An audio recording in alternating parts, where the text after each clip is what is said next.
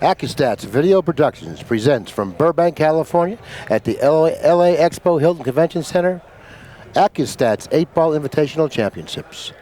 Along with Tony Annigoni, I'm Bill Incardona. This is round 3 action in what I consider really a great tournament, Tony. I mean, we've had some very, very exciting matches. And the 2 players slated to play this match, I feel we're going to get another very, very exciting and close match. Well, I think that if somebody were to come in here and pick the 2 top players in the tournament, it would be hard to avoid these 2 guys. Yeah, these two guys are definitely the top 2 on a lot of people's list. You know, I like the format, Billy, that you mentioned, that we have a round-robin format. And what's great is with the participants having the opportunity to play against each other at least once, there's no what-ifs.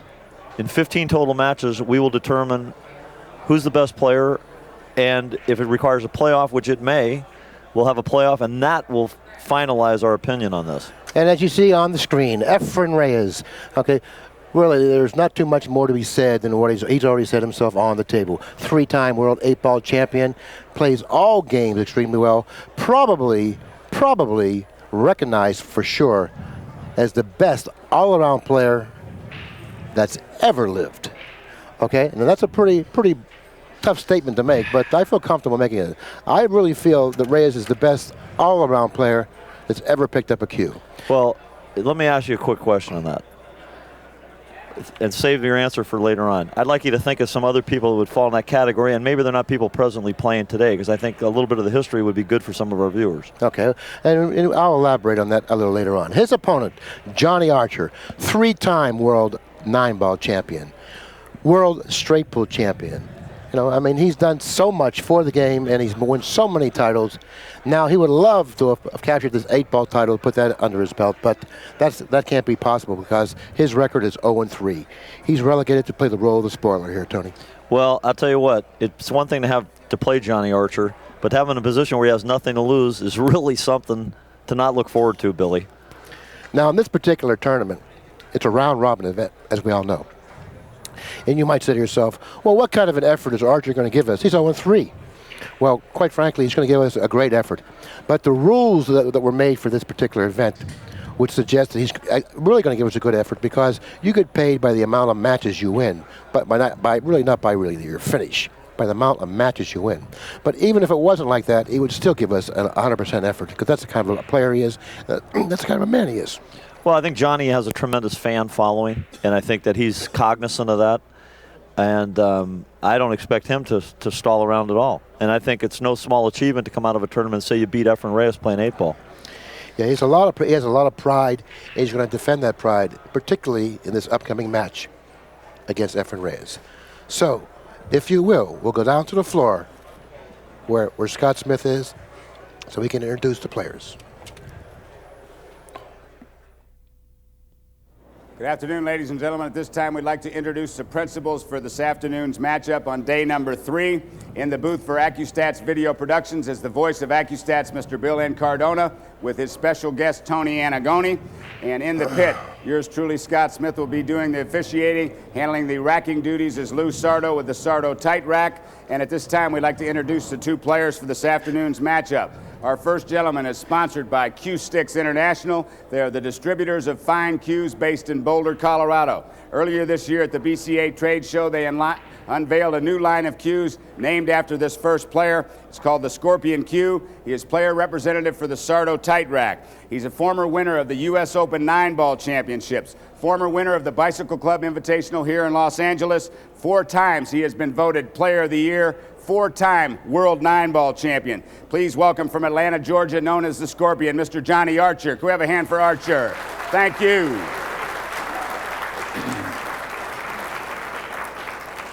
And his opponent is sponsored on tour by Puyat Sports, also San Miguel Beer. He is the only non-American to ever win the United States Open 9-ball championships. Former winner of the Bicycle Club Invitational 9-ball championships here in Los Angeles. Former winner of the ESPN Ultimate 9-ball Challenge.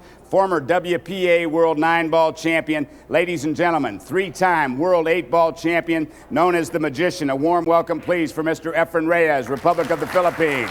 Thank you. Well, you heard it.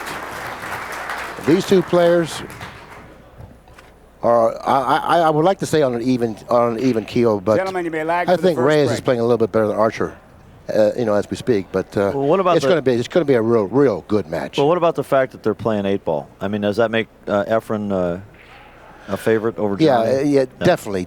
Reyes does play much better 8-ball. But Johnny's not a slouch. Okay, he can still play. There's no question about that. But he's really going to have to be at the top of his game, and I think he's going to have to break the balls extremely well and be at the top of his game to defeat Reyes. Reyes is just a magician. He's got just impeccable cue ball control. I mean, his cue ball control far surpasses anyone in the world today, in my opinion. And that's why I feel that, he's the champion that he is, three-time world 8-ball champion. You have to have good cue ball control playing 8-ball. It's absolutely essential. Reyes has that. He's going to be very, very difficult to beat. Even though Griffiths beat him in last night, 8 games to 6, Reyes really didn't play that Reyes-like 8-ball. Well, I think that something you've pointed out, during the week when we've done commentary here, William, is that these are games that are won by thinking. And certainly you're not going to find a better thinker at the table than Efren Reyes. He's definitely all of that and plus. Well, I'm going to go out on a limb. I'm going to pick Johnny to win this match. Very quickly, I'll review some of the rules, and then Tony can pick it up a little later on in the match. It says a race to 8. We're going to lag to determine the break, which we saw, or if we didn't see, but that's what they did. Open break is required. You must break the balls open at the discretion of our tournament director, Scott Smith. You can break it from anywhere behind the line. Base of the ball applies.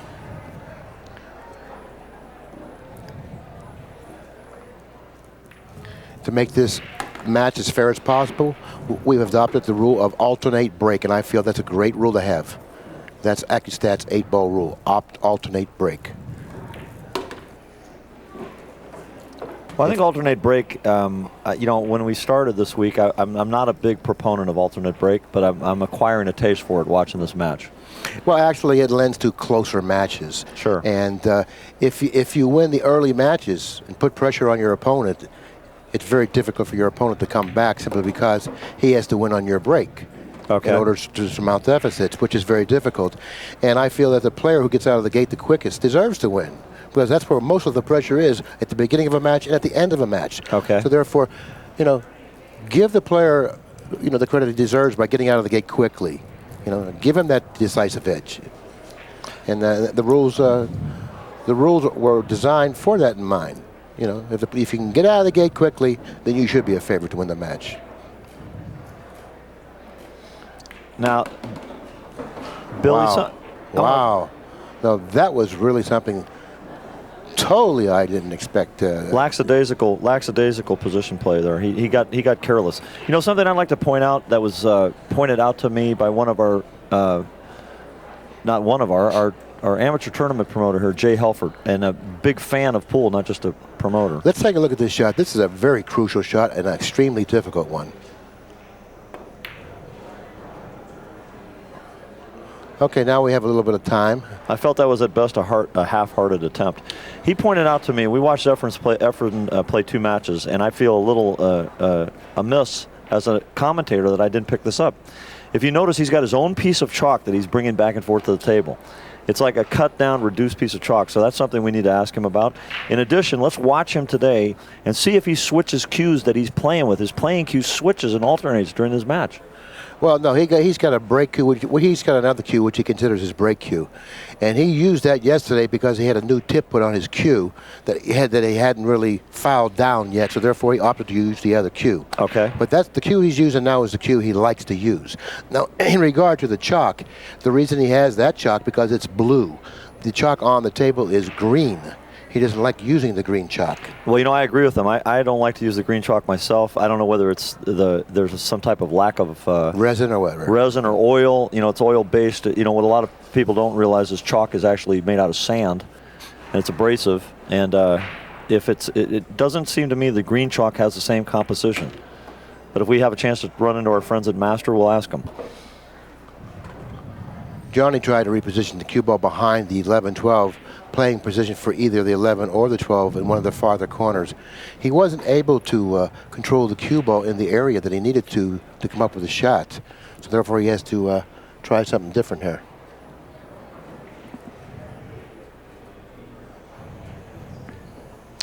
Well, you know, the 12 and the 11 naturally leave a little bit of trouble there. And I'm wondering, is there any way he can play safe behind them? Well, what I would try to do if I was Johnny, I would try to leave the cue ball in an area on the table that Reyes couldn't play position for the 4. Okay. And that's a pretty good area. He can't even hit the 3. He's got to shoot the 4 because he can't hit the 3. Plus, he's positioned the 11 into a keep ball position for the 8.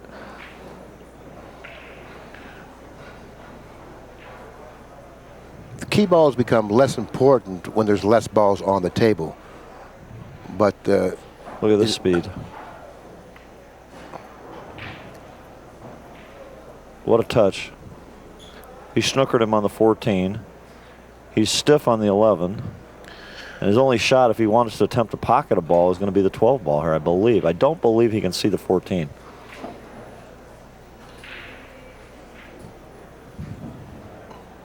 Got it in.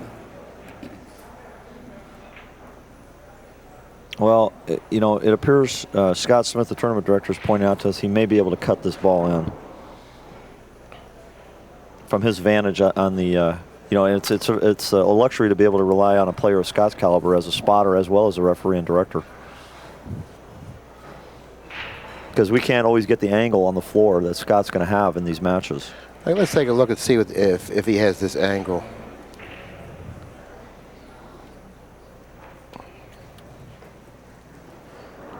Well, there it is, artillery.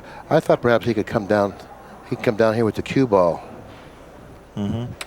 You see the shot. He actually struck the 14 ball a little full, or fat as we refer to it. So he definitely had room to cut that ball in. Oh, yeah.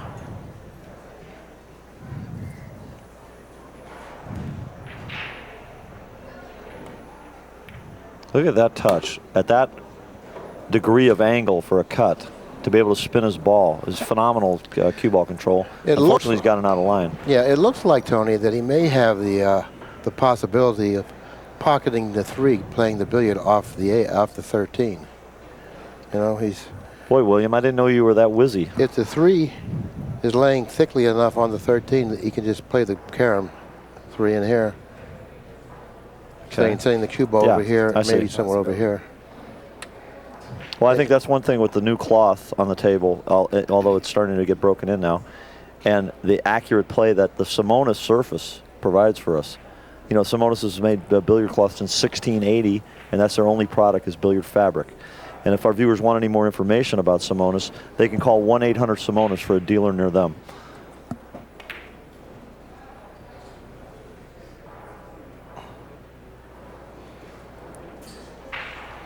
Okay, here's what I would do if I was Archer. This is definitely what I would do. It wouldn't even be a question. I would bank the 12 ball into this cluster right here, repositioning the cue ball somewhere over here. Behind the 13 if possible. If it gets behind the 13, that's just an added plus right there, okay? But I would try to open up the cluster, the 11 and 14, by banking the 12 toward it. Yeah, there. Archer is requesting the bridge, I believe. The rest, as they refer to it in England.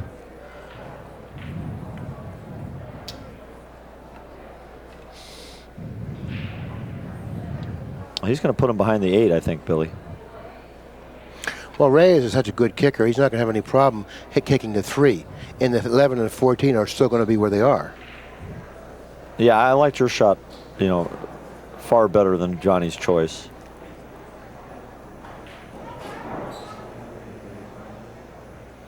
I mean, Reyes might kick this in the side 2 cushions. Look at that touch. Ooh, the ball spread on him a little bit. Mr. Archer has cue ball in hand. Referring to spread as the ball hit the cushion and took a little longer angle than actually was its angle of trajectory.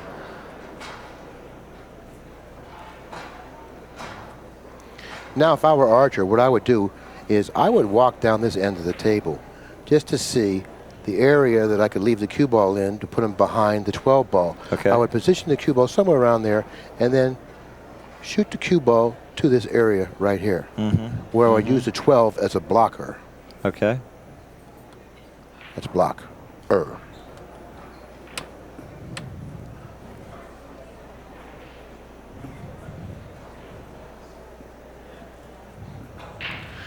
looks like he's trying to put him behind the 11 like this.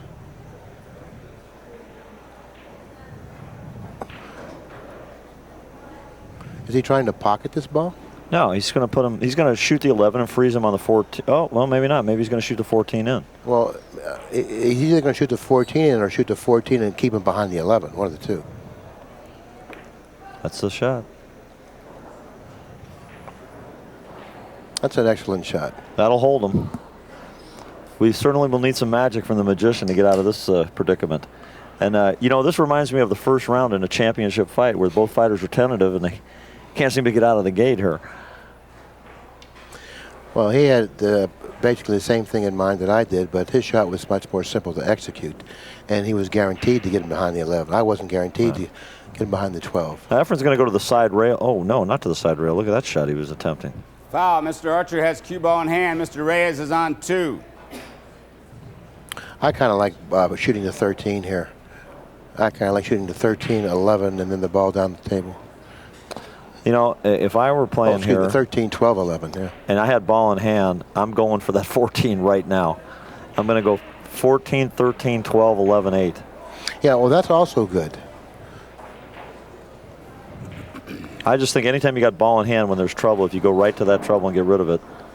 Well, the 14 really isn't trouble, you know. I think that the 13 position closer to the rail represents as much difficulty as the 14 does with the 3 adjacent to it. Well, I think one of the things that makes the 14 not trouble, and now that I'm viewing the table with the benefit of your expert analysis, is you see the 8 is close enough to the hole that it's not a difficulty to get to or play accurate position for from anywhere on the table. Yeah, any angle will suffice here. I mean, he shouldn't have any problem pocketing the 14 and avoiding the contacting the 3. You know, just a center left ball will send him right past the 3 to the left of the 3.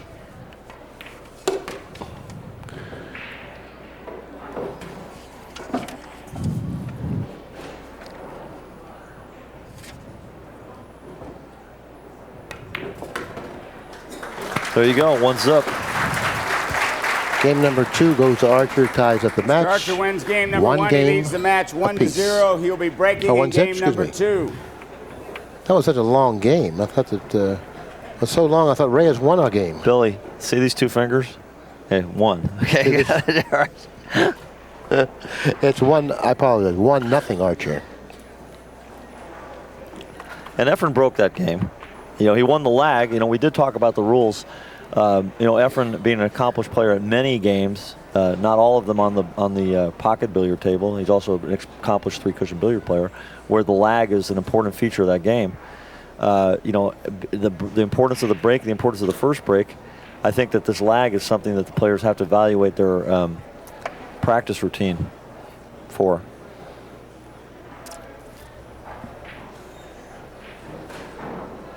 He's breaking at the quarter diamond. If you look at the ball, he's got the ball placed about a half, maybe about just the center of the cue ball is just outside the quarter diamond on the head string. Oh, he's done that too many times. You know, he's done that too many times. Foul, scratching the break. That's the third time that he's done that. Reyes, no ball spot. In the matches that he's played that I've seen.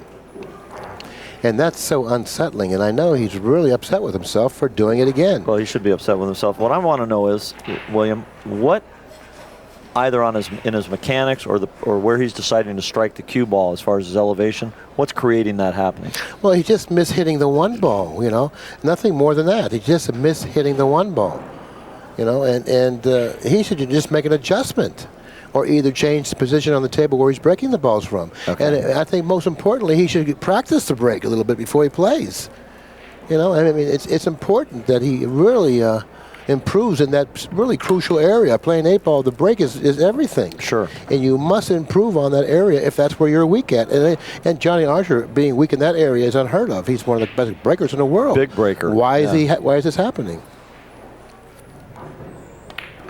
He's never had a problem with the break, but in this tournament, he's had a lot of problems breaking the balls, and it's cost him. And I think that's what's cost him at least one of the matches that he's played, maybe two. Okay. You can't afford to break Reyes' break and break service and then just give it back to him on the break. That you can't afford. He was quite fortunate to win the first game on Reyes' break. He had a big edge there, leading 1-0 and breaking the balls. Well, not only is it important to when a guy like Efren is not performing right, to charge him, as you've used that term, and when he makes a mistake, it's really important to not allow him in a situation where he's got ball in hand and he can suddenly recover from his struggling situation by making lots of easy balls and getting loose and getting in stroke.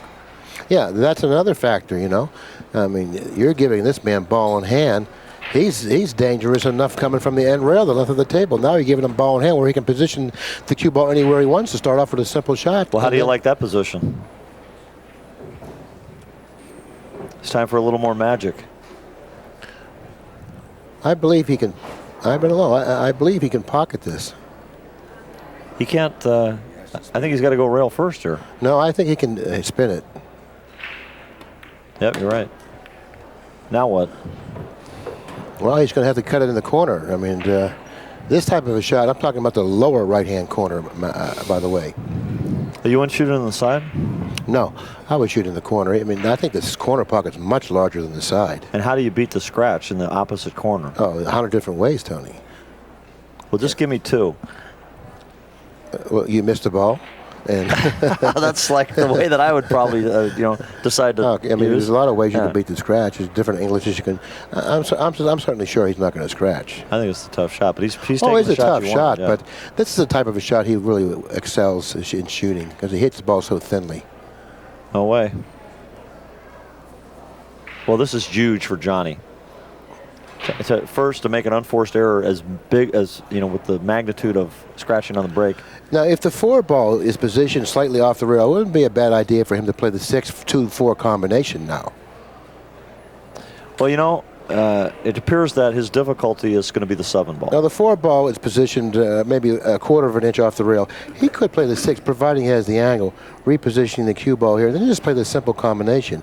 He would get rid of the 2 ball. If he could do that and reposition the 2 ball where the 4 ball is. Yeah, the spot he's in right now, I'd be tempted to shoot the 5 ball and play position on the 7 right now. I don't believe the 7 goes by the 8. And it's kind of in a funny position.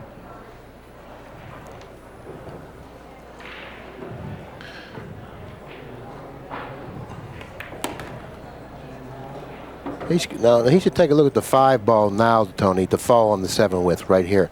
This looks like he's got an ideal angle to pocket the 5 on the side, drawing the cue ball to the long cushion, playing position for the 7 now. Well, if he has the ability to do it, now's the time. Well, Scott seemed to be pointing out that the 7 does go by the 8, but I'm not positive on this. See, he tried to draw it back. Okay, look.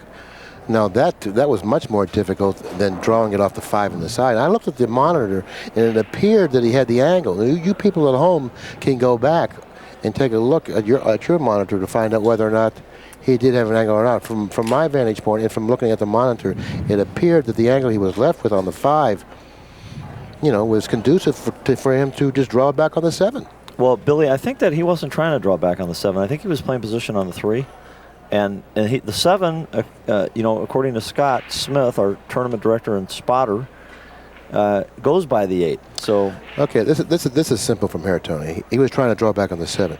Okay. If he repositions the cue ball anywhere here, then he could take this angle here. Okay. Once he does that, okay, now he can shoot to 3 and take this angle, get behind that 7 for the side, get behind that 7 for this side, or for this corner, or for that corner. He's on a perfect angle now. Now, he's only got a little bit of a pocket here. He's got to be really careful.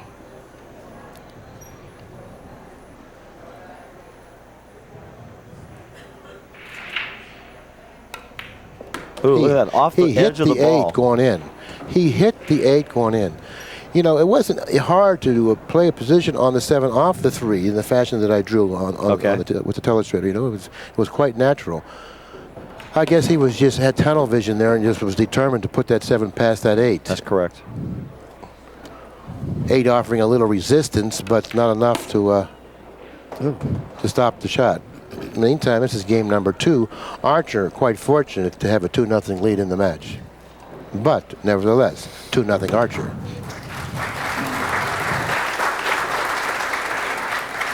Mr. Archer wins game number 2 after 2 games. The score is Mr. Archer 2, Mr. Reyes 0. Mr. Reyes will be breaking in game number 3.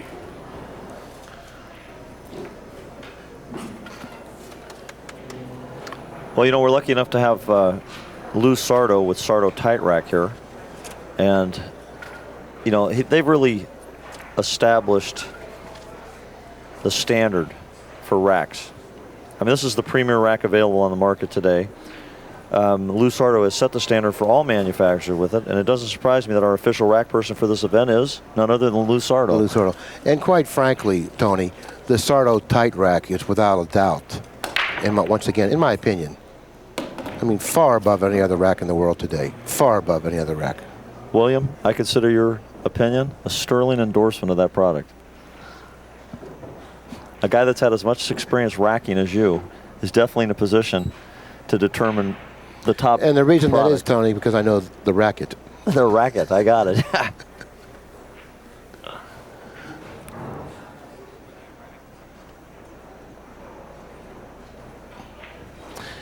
And another thing that the Sardo rack improves on is the time it takes to rack the balls. If you remember, which I'm sure you do, how many times have you tried to rack the balls only to see the head ball fall off fall away from the two behind it, Billy, or the corner ball fall away? Billy, as bad as I break the balls, people usually spot me the break, so I don't have a lot of experience racking. But the little experience that you have had racking the balls, I'm certainly sure you're familiar with the situation I described. Well, all kidding aside, you know, you can just watch the time it takes to run a tournament. You know, that this has increased the efficiency at racking the balls. So you really have to commend the Sardo brothers for designing this tool and for improving our game. Certainly a great innovation. Well, I'll tell you something I really like about it is the fact that it does get the balls tight, and it lends itself to a more offensive game when we play rules that can take advantage of that. And I think that's really what not only the spectators want to see that we have now, but spectators that are becoming turned on to billiards as a spectator sport. They want to see some offense. They want to see the guy get up and run 4 or 5 racks. Okay, I don't really want to digress too much on that particular subject, even though it's worth it. But Reyes just missed the ball in the corner pocket as we were speaking. Archer at the table with an opportunity to lengthen his lead by 3-0 in this race to 8, which is going to be extremely difficult for Reyes to surmount. You know? Did anybody pick Archer in this match? Well, I was talking to someone earlier, some novice player, and he said that Archer does have a chance to win this match. A chance, or did he actually pick Archer to win the match? Did he actually go out on a limb and say, I'm picking Archer to win Oh, this match? the limb. That's Yeah, what, the limb. that Don't rings forget the the limb. bell. Okay, The yeah, limb right, rings yeah. a bell. Thank you, sir. Yeah, I remember someone saying, I'm going to go out on the limb and pick Tyson to win this fight. Or I'm going to go out on the limb and pick Johnny Unitas to complete a pass. Well, listen, I'm going to go out on a limb and pick Incardona to lose the next bout he's going to have in the booth, okay?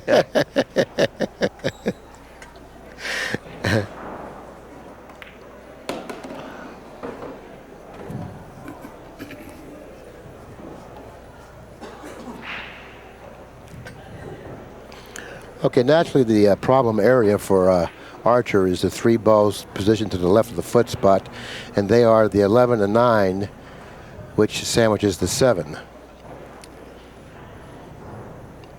Okay.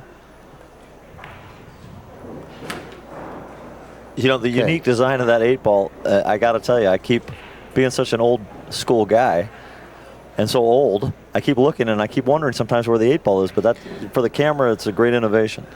Okay, if he can move the 11 here, it would really be advantageous for him to move the 11. Well, does the 9 go? No, he's shooting the low balls. Oh, that's right. Yeah, excuse me. The pattern is clear. He's going to be playing 7-2, 1-4-5. Perfect. Get it off the table. Just get it out of the way. I like that. Okay, now he's a little thin on the 2 to play position for the 1, because the angle that he wants to obtain on the 1 is more of a straight angle that'll keep him down table for position on the 4, that will keep him down table for position on the 5 up the lower left-hand corner. Could he possibly get to the 4 right now? Well, if he, it's tough. It's tough. It's hard for him to get to the 4 and have the angle to stay there for the 5. Yeah, I mean, I'm looking at that shot, and I'm just saying if he's here with the cue ball, and can he bring the cue ball? No, he can't do that like that. He can't draw the cue ball on the other side of the side pocket. Okay. Because he's going to have to first. He's going to have to reach on this shot. I gotcha. See, and it's going to be difficult for him to do that. He might go 3 cushions around and have a shot on the 4 in this fashion. Difficult to do on new cloth sometimes. Okay, now here's a good shot here. What he'll probably do here, Tony, is pocket the 4, go into the 15, remove the 15 from this area of the table, and then have the 1 ball as the ball to shoot, or possibly even the 5. You're saying use it as a stopper to hold position on the 1. Look, he's not thinking about moving the 15 with the cue ball. He's thinking about something different. I think he's looking. Oh now he's looking. He's looking at the 15. Apologize. He's checking his angle out. Okay, I apologize. William, no apology is necessary. Yeah, if he hits it softly, he'll either have the 1 or the 5 next. But keep in mind, the 8's position by the foot spot and the lower left-hand corner is not available. No, he's going to have to shoot the 5 now. And he's close enough to the 5 to shoot it in the side. Even though it's a very, very small pocket, he's close enough to possibly, be a favorite to make this shot. But the corner's not a tough shot. Yeah, he's not happy with that shot. And these side, I tell you, I was up there looking at the table early on. And at certain angles, these side pockets with the diamond table and the pro cut, okay, very difficult. And they really tax your skill when you get out of line and play poor position. The sides are very, very small pockets. Yeah. I don't know what he plans on doing here. He's going toward the 5. I think he's trying to force us. Take the shot on the 5 now. Okay, this is not that difficult of a shot for a player like Archer. Well, again, just to touch on the diamond table, we've got the diamond smart table. The key feature being the optical density scanner, which allows the cue ball to be used. That's the proper cue ball for the set of balls, and still allows a tavern type situation to be utilized for this table. I kind of like playing the 5 using this type of an approach. I don't like what he's. I like putting the 5 and going hit this cushion over here. Even if you hit the 1, you're going to get a shot. But if you bypass the 1, you're going to have a nice shot. I kind of like shooting it that way. That way you can hit it with the speed that will increase the accuracy of the shot. Shooting the 1, I think, is a little low percentage. Yeah, I think he's just got to muscle up and shoot the 5 here. Yeah, he's got to come to terms with this and say, listen, if I pocket the 5, I'm going to win this game. Yeah. So therefore, if I shoot the 1, I'm going to have to play position on the 5, and it's not guaranteed that I'm going to come up with any kind of a shot. Yeah. I have a shot now, so it's up to me. I have control of my destiny here. If I can pocket this shot on the 5, I'm going to win this game. Well, I think that a way to simplify that conversation is to say the 5 is a game-winning shot. Ooh, look at this. He went for the corner. And he missed. See, he only wanted to go across table and play the 1 in the opposite corner, to the left corner. I like hitting it with a little more speed, which increases the accuracy of the shot, and hitting it with a touch that you don't have to finesse it. Whenever you finesse balls like that, you lose accuracy. Well, And at that time, he couldn't afford to lose accuracy. So therefore, go all outfit and try to pocket the 1 and play the 2 cushion position for the 1. Well, I just like shooting the 5 in the side. I don't know why he didn't take that shot. Well, you had to respect his decision on what he did. He was at the table, and he realized how difficult the side pocket was from the position he was in. So had he had a better shot in the side, it wouldn't even be close, sure. Because he could control the cue ball much better shooting in the side. So evidently, the side pocket wasn't a consideration. It must have really looked closed to him. Look at this. Not necessarily happy with that position. No, Reyes is not really playing Reyes-like pool. I heard that from a friend of mine just yesterday. I went over to visit him, and he told me word has it that Reyes really isn't playing well. I don't know if it because of the inactivity, and there's no longer a professional tour, and there's a lot of time in between events when there are events. And coming from the Philippines, I don't know how often he's playing over there. And by his stature and the way he's put on a little bit of weight, it's certainly an indication to me that he's been doing a little extra eating and a lot less playing. Well, let me ask you a question. Is Efren's age becoming a factor? I think age always becomes a factor, but for some people less than others. Buddy Hall, for instance, age has become less of a factor for him than it has for a player like myself. But age always is a factor. Well, you know, this is what, you know, one thing when I look back at that 5-ball shot, you know, Buddy Hall, you just mentioned his name, that's what came to mind to me, is his technique is always to take the least distance, total distance on shots that he can. And that simplifies the rack. Mr. Reyes wins game number 3. After 3 games, the score is Mr. Archer 2, Mr. Reyes 1. Mr. Archer will be breaking in game number 4. But William, I don't see too many runouts after the break in this match so No, far. and it's really An anomaly? really surprising to me that we haven't, considering the quality players that we have on the floor. I think the tables are starting to play slightly tougher than the first day, I'm sure. Be part of it. That's possible, but I don't think the table has really toughened up enough to stop these guys from running out. Okay. What's that?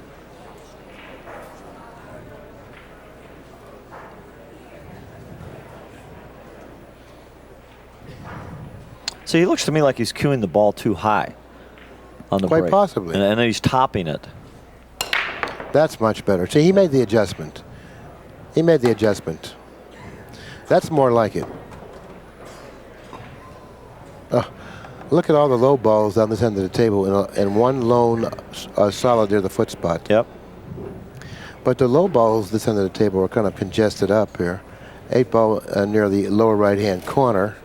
Nowhere to put the 4 ball, Tony. Nowhere to put the 4 ball. No, the only thing you can do is if you can find a path to the 4 that allows him to drop underneath by the center diamond, right above where it actually says diamond tables. And if he can drop in there somehow after pocketing the 3, then he would have the ability to shoot the 4 up in that corner. The same corner the 3 is probably going to be pocketed in. Or if he goes too long, he might be able to shoot on the side. I see that's his only option to use the 4 for a key ball. Yeah, so therefore he's really faced with a dilemma here, Tony. He would like to take the high balls because they seem to be positioned a little bit better to run out, considering the position of the 8 and the 4 high balls on the center of the table. But the problem is he doesn't have a legitimate shot on a high ball. You know, he can't do anything with the 13. He can't do anything with the balls down table. He don't have a shot. The only ball he can really have see is the 13 or the 10. The 10 like is nothing, and he has a bank on the 13, which he would be really foolish to try to do. So therefore, he's almost forced to take the low balls there. I think he's got to do what we said. He's got to, last game, he's got to muscle up, take the low balls, and try and figure out a way to get on the 4 and face the fact early on that it's going to be difficult to get on the 4, but if he plays accurate position, he's capable of doing it at his caliber. What I would do from this position, and I know this is haphazard, but I would do this. I would shoot the 1, and I would try to bring the cue ball down here. And if I hit the 4, fine. If I did, I would bypass the 4, possibly end up in here. Yeah, I like that. See the way the cue ball was coming? Had he brought it down this line and he hit the 4, he wins. He wins there. Yeah. Okay, his problem is solved. If he doesn't hit the 4, we'll say he ends up here, okay? Move the 4 over here and send the cue ball, you know, send the cue, I don't know. I mean, I figure out something later on. If he gets on that side where you just pointed out, he can shoot the 4 on the side. I just can't think, you know, I mean, I understand the tables are cut a little tough, but that doesn't mean you allow yourself to take the side pocket out of play. You got to shoot at it. I try to get on the 4 ball as quickly as I can. The longer you wait, the less likely you are of getting positioned for the 4. You know, I played in an 8-ball tournament that Keith McCready competed in, and that was his strategy. As soon as he saw something tied up, he went to it immediately. Okay, use the 6 now and go down toward the 4, just like this here. Oh, flat down, right? Right down. Now you pocket the 6 and you go this way. If you hit the 4, you send it over here possibly. But just try to drop down here, so you have either the side or even the corner to play the 4 in. I think that's an excellent suggestion. And he has an insurance ball with the 3. If he gets awkward on the 4 and he can't really do much in terms of position, just cinch the 4 and take the shot on the 3. Okay.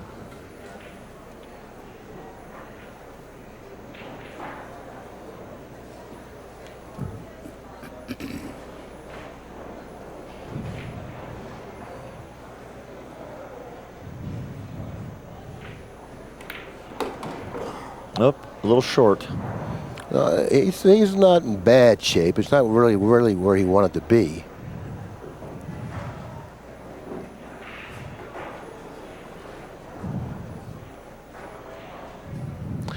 He's going to have to come with another tough shot after pocketing the 4. Exactly. That's why I'm saying he's definitely short here from where he wanted to be. And you know, your term of playing to the professional side of the angle, you know, he ended up short. I think he'll have a reasonably good shot on the 2 next, or even the 3. Okay. Now, yeah, that's okay. Now, see the way he negotiated that side pocket. Back to the last game. I'm telling you, I know this was a mistake last game to not shoot that 5 in the side. No, he had a much better bridge the last time he was at the table when he missed the 5 than he did there. He had to elevate there and everything, and he pocketed it. The other time he was at the table, if the side was available, there was no question he would have used it. No, he's going to have to make a pretty tough shot. He's got to go the length of the table here. He's got to stay down on this ball. Oh, that's an excellent shot. This is game number 4. That's correct. Archer does lead in the match 2-1. Now, you don't really need to go all the way down table. You just need to go. I would just go across table in front of the side. Look at this. Holy mackerel. You see, I would have done that. I would have done come this. Down, right? No, I would have done this. I would have just went across table like here. Okay. And out. Okay. So you never miss the ball because you hit it with the speed. The 8 ball's in front of the pocket. I like this technique there. Instead of letting the cue ball try and float the cue ball, he used those balls as blockers to slow him down. Mr. Archer wins game number 4 after 4 games. The score is Mr. Archer 3, Mr. Reyes 1. Mr. Reyes will be breaking in game number 5. Billy, correct me if I'm wrong, but I believe that was the first rack that we had where someone actually broke and ran out. Is that correct?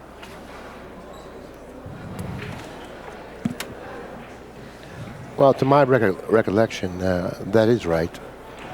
And I don't have to be right, but I think that's right.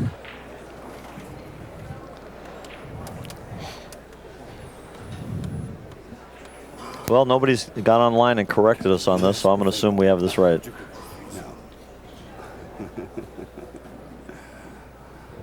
Okay, now Efren's looking for a position. Now, if you look, he's placed the cue ball approximately 2 balls to the other side of the quarter diamond. And he's come with a very solid, accurate hit on the balls. He may get rewarded here with a 4 trickling in the corner. And the reason he got a ball on the break because he broke them well. He hit the head ball very squarely, which actually gave him more action on the break, which enabled that long roll on the 4 ball. Okay.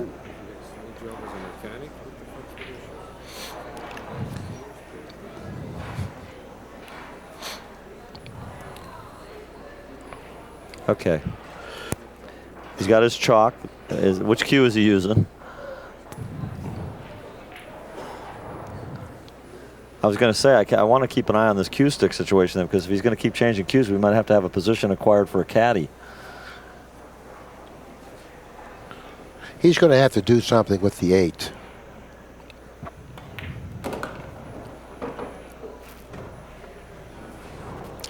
He really seems unhappy with the way he's playing. He doesn't have that, that fine touch. He's losing. You see that he doesn't seem to be alert at the table?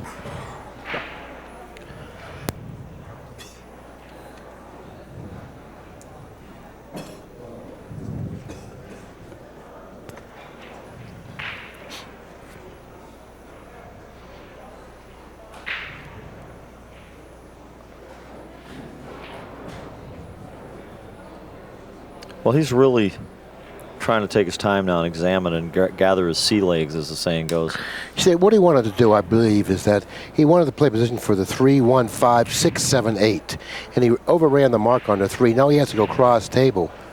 And it's hard for him to stick around for the 1 and the 5 because he doesn't have the angle to play position. Okay. That'll lead him to the angle that'll keep him down table for the 5. Gotcha. He wanted to play 3, 1, 5, 6, 7, and then the 8 up the other corner. Okay. And now he has to revise his plan. He's going to go for the 7 next. I don't know if he's going to go into the 9 here. He may go into the 9 here. And if he goes into the 9, he'll try to go into the right side of the 9 the way we look at the monitor. Okay. That'll give him a better chance of coming up with a shot on the 3.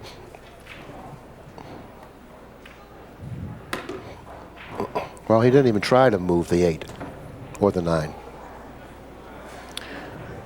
which is kind of maybe the 8 goes in the lower right-hand corner. And I kind of doubt it. He's going to try and hit the 1 ball over now, right? No, the 1 ball goes. I see.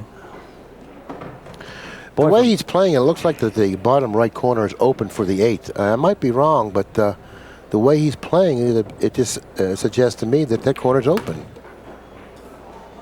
Well, maybe we can get Scott Smith to just take a peek at that for us and give us the high sign.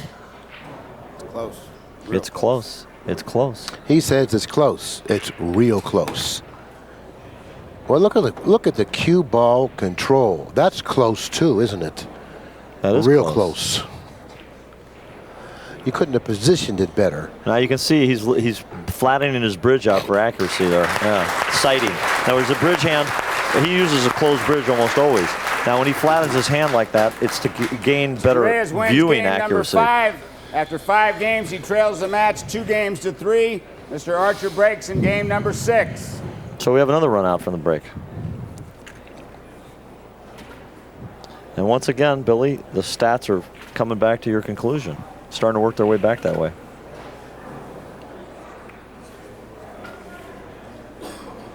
Actually, Tony, that was just a guesstimation on my part. I didn't really know any percentages because we haven't charted anything like this. I just naturally well, I think that guessed that in this game here, with the quality of players that we have on the floor, or in this tournament, they should average running out from the break 65% of the time to 75% of the time. William, I know that you had a transplant at one time, and there's a calculator up in that head because you come with these stats and they're always accurate. Well, sometimes they are. Sometimes they're not. That's a good break. I don't know if he's going to get rewarded with a ball. The 9's in. Elevator operator going down. I'll tell you what, he's got to work. He's got to work it in front of him, regardless of what color he chooses here. The 7 blocks a pocket for the 12. The 4 ball's in a real tough position on the table. Low balls might be the best balls here.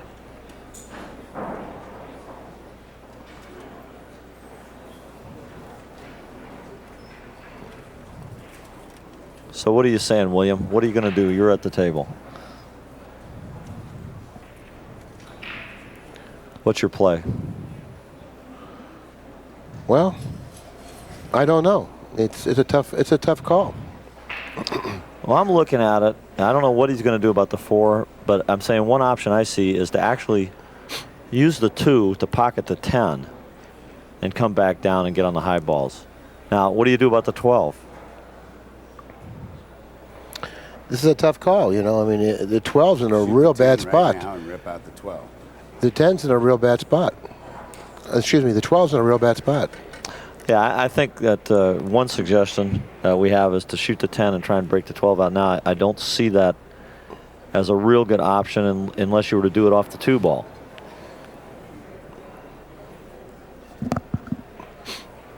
Then I like that shot. So we're saying, you know, use the 2 ball to pocket the 10 and then get over there and take the 12 out, and now the top balls are open.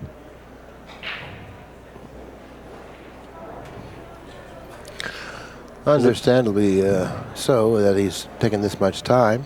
Is it possible to get the 2 to follow the 10 in? And then in that case, from our rule vantage here, still open table. Still an open table. So he's looking at the 6, but if he opts to go with the low balls, the 6 is a ball he's going to need maybe later on to get onto the 4, so he shouldn't shoot the 6. I don't even know if the 4 goes anywhere. Goes on the right side. Well, Scott has informed us the 4 does go on the right side.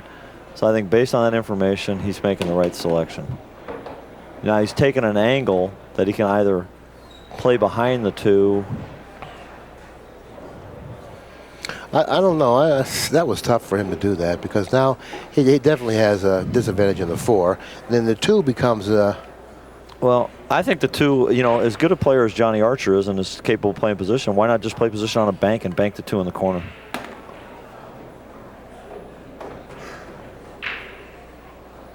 Now, here's another option, okay? And I think this is maybe what he's looking at. He's going to shoot the 2 into the 10 and hook his opponent for Efren Reyes, the magician, behind the 7 ball, and I like that play a lot. Yeah, that's a good shot, but no guarantee he's going to get the cue ball behind the 7. You know, he has a fairly large target considering the position of the 7, but still, no guarantee he'll be able to do it. And if he doesn't do it, he's going to give Reyes a shot onto the problem ball, which is the 12. Uh-oh. Just right. And I don't know if he played it like that or planned it like that, but nevertheless, he ended up there, which is absolutely perfect. Yeah, I think he was attempting to go to the rail and float behind the 7 more like a 2-rail fashion, but you know what, that's going to work. Yeah, nevertheless, it was a very intelligent shot. You know, that demanded good execution, which obviously he had at that time. Not only good execution, but what it showed was his ability to develop a complex strategy to win this game. No, he definitely needs ball in hand, you know, to shoot the 4. But knowing Reyes, I don't think he's going to be getting ball in hand. I thought you'd do the rail or something. I thought you'd go to the rail or something. Well, Johnny Archer is talking to the tournament director. Do you think he's getting some pointers or giving some pointers? He's getting it.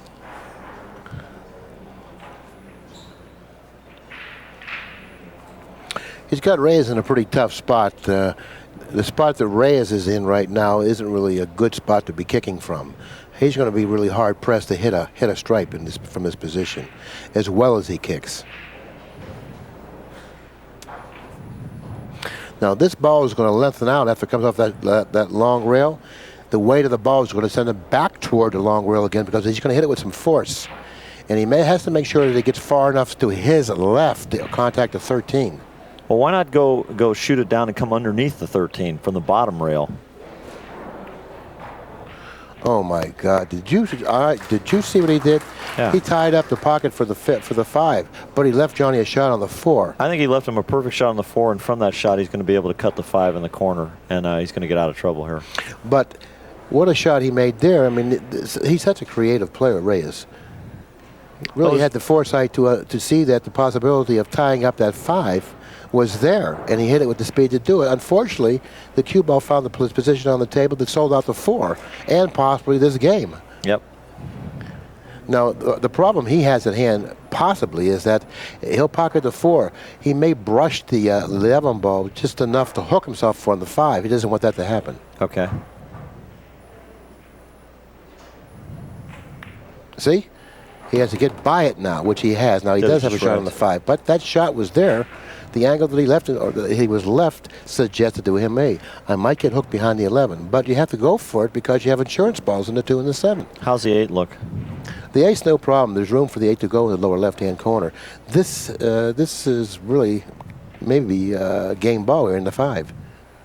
Yeah, if he can make this, and he's got a big safety valve up there with the 2 ball, he could even float in between these balls and improve the position of the 8 if he floats up into the ball. And what he's trying to do, he's trying to use right-hand English on this shot. No, I don't like using right-hand English on this shot. I like hitting it with just a tip, at most, of right-hand English, sending the cue ball straight between the 13 this way.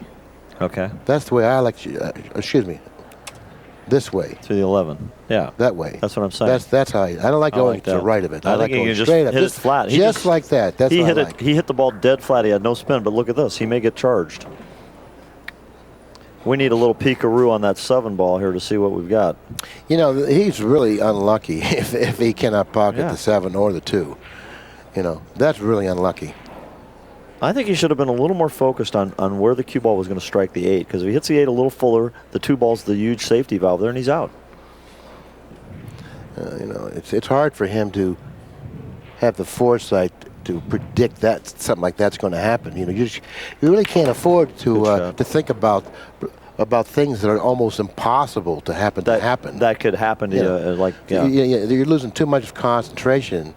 You know, thinking about, oh, this is a possibility. Everything's a possibility. You know, you got to disregard some of them. Well, Ian, one thing I'm absolutely certain of is neither you or I has ever missed a ball from up here in the booth.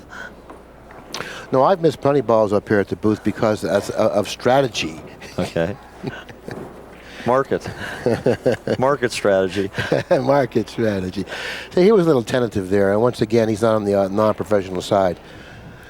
And a lot of traffic down this end of the table. If he has the angle that he has to go down this end of the table, you know, he's going to be hard-pressed coming up with a shot on the 8. He doesn't like his position, you know, and he doesn't want to roll it. I myself would roll it, with, you know, and take my chances. And if I hit the 8, I hit the 8. If I go by the 8, I might have the 8 in the side. Look at this float. Holy mackerel, talk about nerves of steel.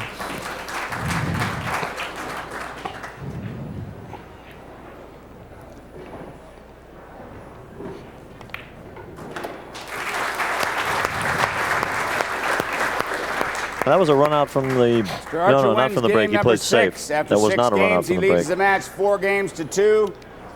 Mr. Reyes breaks in game number 7. Archer's play is surely, but slowly but surely, it's starting to come around. His first match, he was playing poorly. His second match, he played Griffiths. I believe it was the second match that he played Griffiths, or was it his third match? Let's take a look right here. His first match, he played Bustamante. He played poorly in that match. Yeah, it was his second match that he played Griffiths. In his second match, excuse me, his second match he played Immonen and played horrible.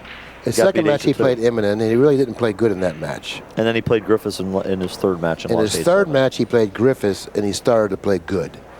Matter of fact, that match could have went either way. Archer was a favorite to win that match, but unfortunately, he wasn't able to come up with a ball on the break like we just saw Reyes come up dry on the break. Well, I think he did play extremely well in that match, and I'd like to point out for the viewers that at the present time, Griffiths is our leader in the event. He's 3-0. Yes, he is. And playing very well, very well. Yes, he is. And Archer seems to have elevated his game as well, playing well. And he's played well in this particular match up to this point.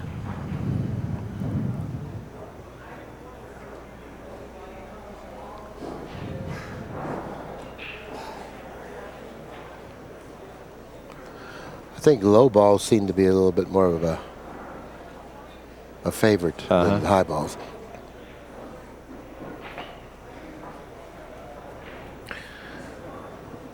Maybe the 9 passes the 7 in the upper left-hand corner. If the 9 passes, then the high balls may be the choice. Okay.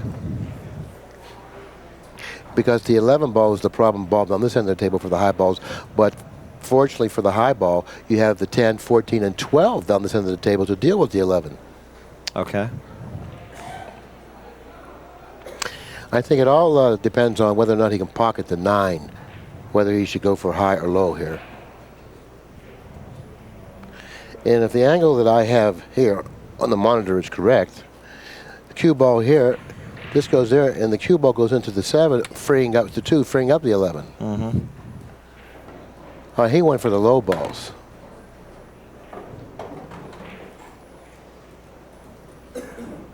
Well, now, you know, one of the rules that we hadn't mentioned in this match was the fact that we're playing any fouls. And that's going to come into play here because now, as you see Scott Smith expertly getting in position to make a call, Johnny Archer has to make sure he doesn't touch this 15 with his cue, his body, or any of his clothing, or any of his scorpion jewelry, as a matter of fact.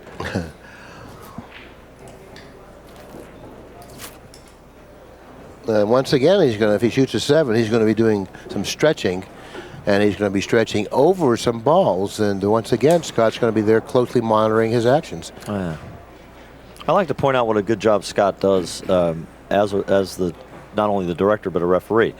He's very conscientious about not getting in the player's line of sight unless it's absolutely necessary, and not distracting him. Okay, this is what he'll probably do here. He'll probably pocket the 7, using the 9 to guide the cue ball down this angle here, stopping for the 4.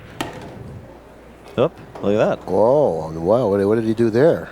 No, I think he should have drawn that ball using this ball here for a breakout here. Well, I think he can pocket the 6, although it's snug. Yeah, but the 2 is still the problem ball. We have to deal with the 2. What are you going to do with the 2?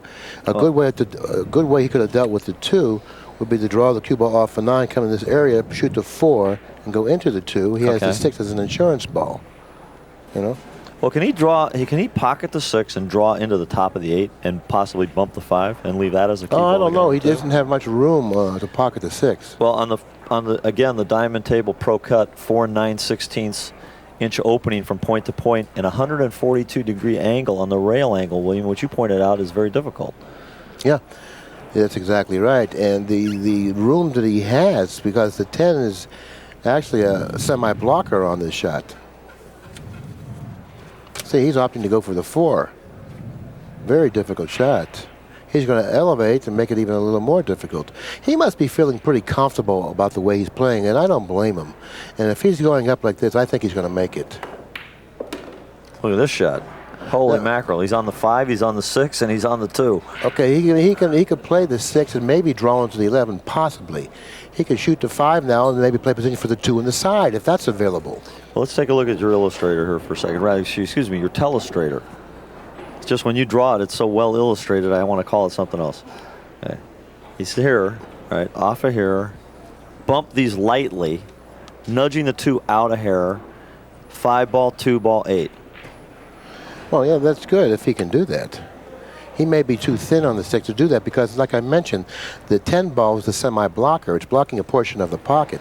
And I think he's got plenty of room to do this. I think that by elevating and striking the cue ball in the center, and just with the elevation of his cue stick and the angle of that elevation, he can control the cue ball at an angle where he generates a full hit without spin, bumps the balls out lightly. It's going to take some finesse. You know what I think he's looking at? I think he's looking at just pocketing the 6 and setting the cue ball in line to pocket the 2 on the side. Okay, that's definitely another option. I can't see his angle on the 2. I just know that he was reluctant to shoot that 1-5 ball earlier in the match in the side pocket. See, the 10 was blocking the pocket, you know, and he really had to, you know, put some concentration into that shot. The 10 ball was definitely blocking more of the pocket than he thought. Well, I feel he didn't have his eyes on the object ball when he released, and I think that you know, I'll keep harping on that as an error for missing balls.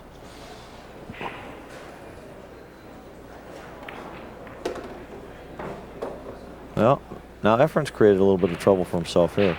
Yes, he has. And again, you know, I'm looking at Efren's body language and his facial demeanor, and he doesn't appear to have that alertness that I've seen in his eyes, that keen look like he's ready to play. He looks a little foggy, I guess is the term.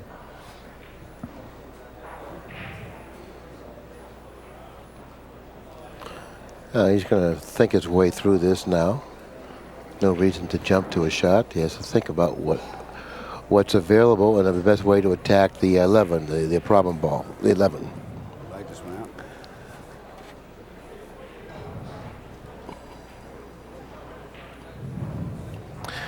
Okay, what he may have in mind is to reposition the cue ball on this shot. Down here. Okay. So he wants to reposition the cue ball down there, giving him the option to shoot the 14, sending the cue ball here and over here. He's not happy about that shot at all. No, because he's here instead of here. But, you know, he was astute enough. He wanted to be here, where he would go like this. Okay. He was astute enough to leave himself, an open window to the 15, so he knows he has a safety valve and he can regroup. Somebody that handles the cue ball well, there aren't too many that handle. In fact, I only know a couple of people that handle cue balls exceptionally well as Efren. So he's going to have a lot of time here to recover. You know, when you look at it, you know, some of the guys that do handle the cue ball as well as Efren are in that category are also other Filipino players. Jose Perica comes to mind. It seems like they have the ability to bend the cue ball. I was watching a couple of matches where I said to myself, that cue ball must be made out of silly putty. How do they get it in those spots?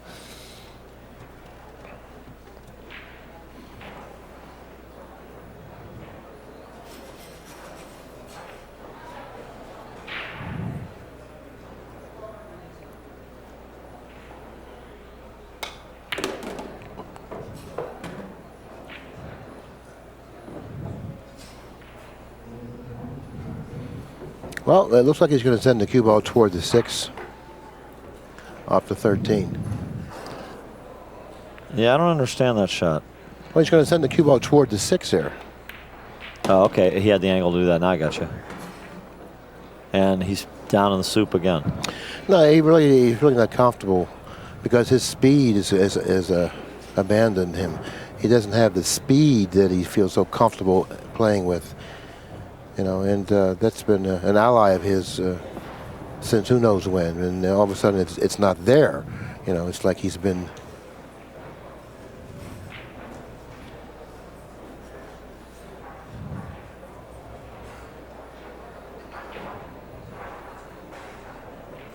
befriended, if you will. Okay. Poor strike. Yeah, but he made sure he controlled the cue ball. He didn't give up the sixth. He only has to have a pocket shooting the 2 past the 6, and at that length or at that distance, he wants to shoot that. But you know, the balls are funny. Johnny can attempt to shoot that ball and position the cue ball. Let's take a look at the telestrator here. If you look at his shot, you know, even though it's a tough lay where he's at, okay. But if he hits this ball, it appears to me as an angle. He has to cheat the pocket. And we're talking hitting it here, and bringing the cue ball back out this way. So now he's not going to leave Efren a shot, and yet he'll still isolate the 6th position. He don't have the angle to do that. Well, he's looking at the angle right now. I'm not convinced he doesn't have it. No, he don't have the angle to do that. You know, and if he tries to do that, I like to bet he overcuts the 2 a considerable amount. Okay. What about rail first on the 6? I don't think he has the ability to do that either. Well, it looks. I think he's going to try to execute the shot you described, but I don't think he has the angle to do that. Well, we'll see. It's going to take a tremendously accurate strike, and he hit it perfect. See? I mean, perfect. Oh, he just played the pocket the ball. He didn't have much room. You know, his ball pocketing skills have really elevated somewhat since his first match.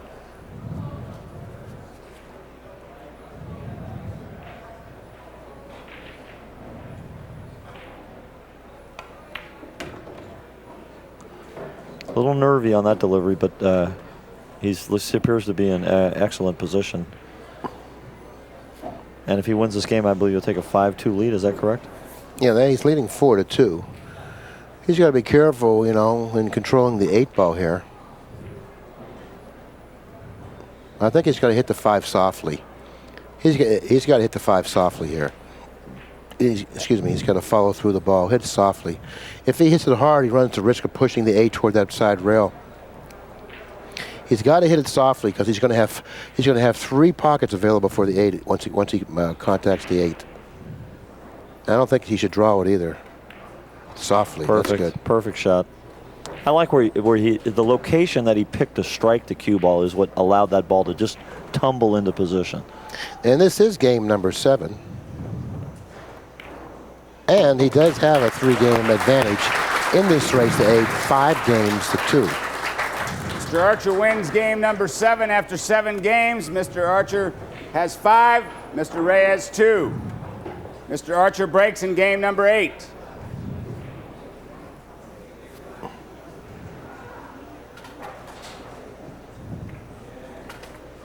All right, you can see the position of the Sardo rack now. You know, there's actually markers on the table.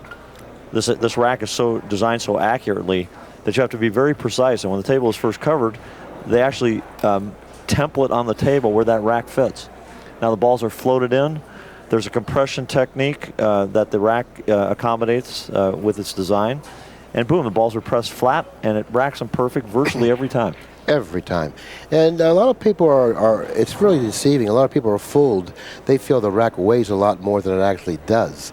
It's a very lightweight plastic that's extremely durable, and it's light as a feather, so it's easy to control. Well, I think it's a great design. You know, there isn't any more you can say.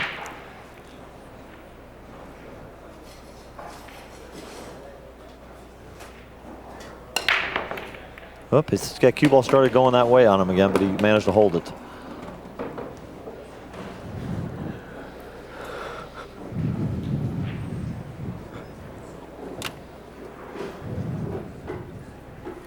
Well, I think low balls is its better choice. The 4 and a 1 are the only problem balls on the table.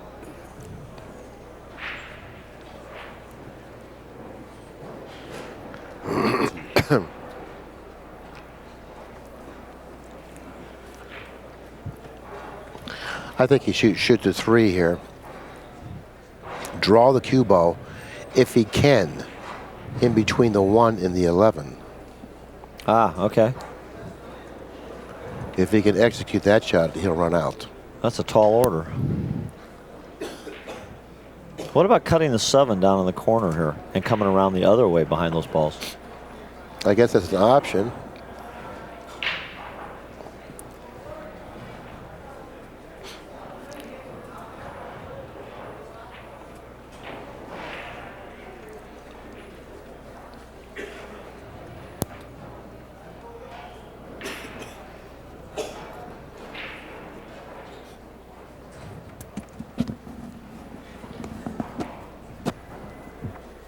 Well, let's see. He's really taking his time here. He knows this is a crucial game. If he can win this game, he's going to take a 6-2 lead, and that's truly a commanding advantage. Yeah, and there's reason for all this hesitation, indecision. Because this is a very, very big shot. If he puts it down, he should run out. Well, you know what I like about the format that Pat Fleming has designed, you know, the owner and producer here of ACCUSTATS. You know, we're not worried about shot clocks and things that, you know, some of the newer tournaments focus on. These are the best players in the world. Pool is a game that you have to take your time before you execute, and we're allowing them to do that here without a lot of conniptions. Perfect shot. Nice selection there, Billy. Nice selection. Yeah, that's what he definitely needed to do. He needed to draw the ball in between the 1 and the 11, which would have then given him the ability to play either the 1 or the 4, the 2 problem balls. Now, if he's able to put down the 1 or the 4, the remainder of the rack should play rather routinely. Well, you know, it appears he's able to put either one of them down, but he's not happy exactly where he got, because he's looking at the 4 as an option, and he's afraid that he's going to run into the 7 somehow. If he can go behind the 7 and hit the back edge of it and trickle out on the 6 or the 1, then he's in good shape, and he's overcut it. In.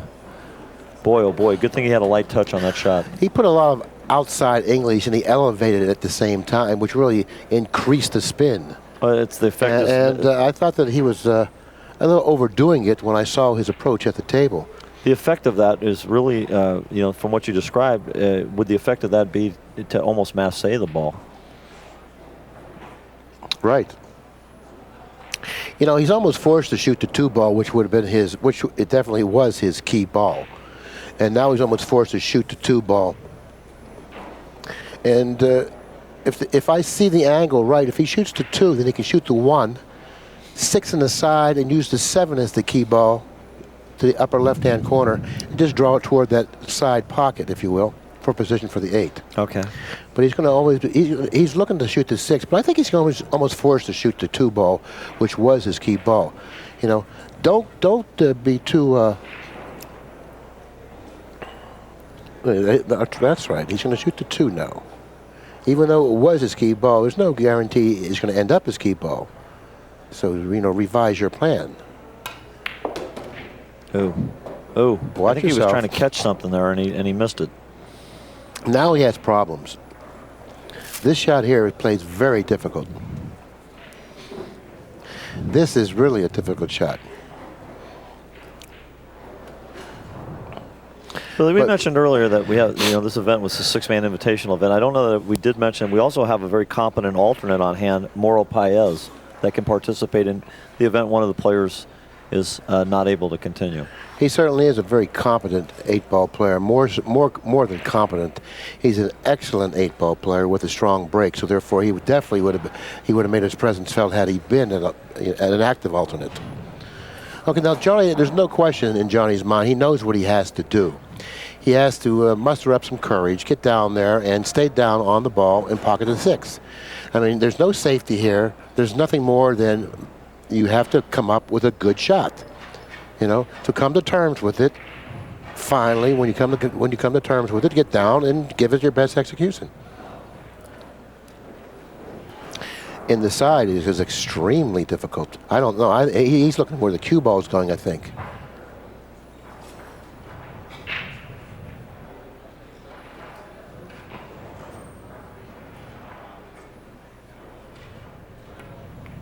No, that's an extremely difficult shot. That was tough. He was forced in a position to shoot. He just was forced to shoot. And he overcut it. You know, it's hard to overcut that shot. Hard to overcut that shot. See, when he shot the 2, the way I would have shot the 2 is I wouldn't have shot it nearly with the velocity and power that he shot it with. I would have tried to cinch it and taken the long shot on the 1. Okay. And then I would play the 6 in the side, 7 in the corner, had I pocketed both the 2 and the 1. But I guess he felt that he was going to brush the 8 when he drew off the 2. Well, I think Efren's in a position now where he just can't afford any more errors. He has to get out here. No, then he knows his job. His job is to run out every time he's given an opportunity, which was his job from the offset. Nothing has changed, but there's more urgency now. You mean we haven't changed his job description in the middle of the tournament here? It's just more urgency. The Pool Players Union will be happy to hear that.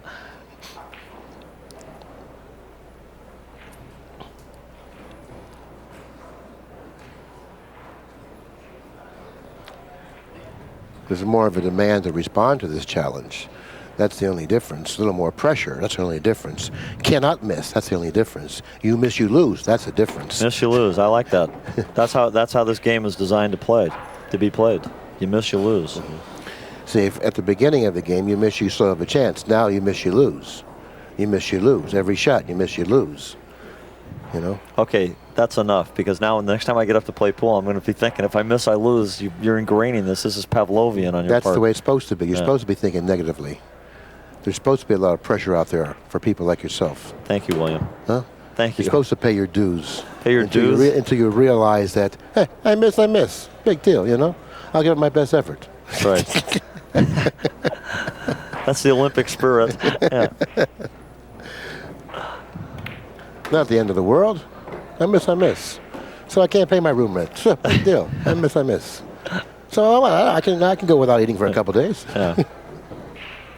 Well, that brings to mind what my dear friend Paulette, her father used to tell her when he first loaned her some money in business, made her pay him back with 1 year's interest, and told her opinion of his no cash value.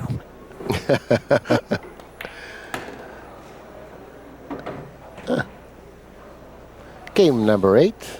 Reyes trails 5 games to 2.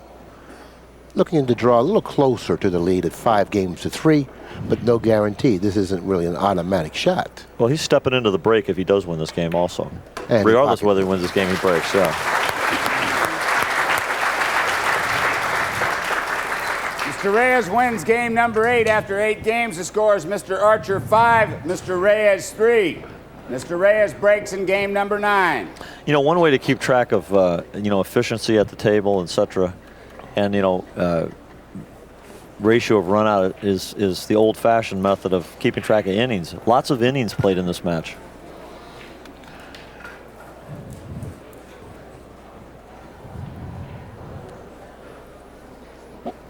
Less run-outs from the break. Less run-outs from the break, exactly. Breeds more innings. Breeds more innings. Breeds them. Holy mackerel. Those innings are like anthrax in this match here. Look at this break. Bingo. Bingo. Look at this. It's leaking. That looked like his friend Francisco there for a minute.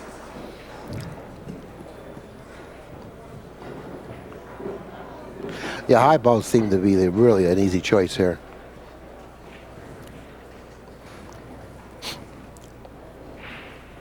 He really doesn't have a problem ball with the high balls. We could have a big, potentially a big momentum swing here if he runs out.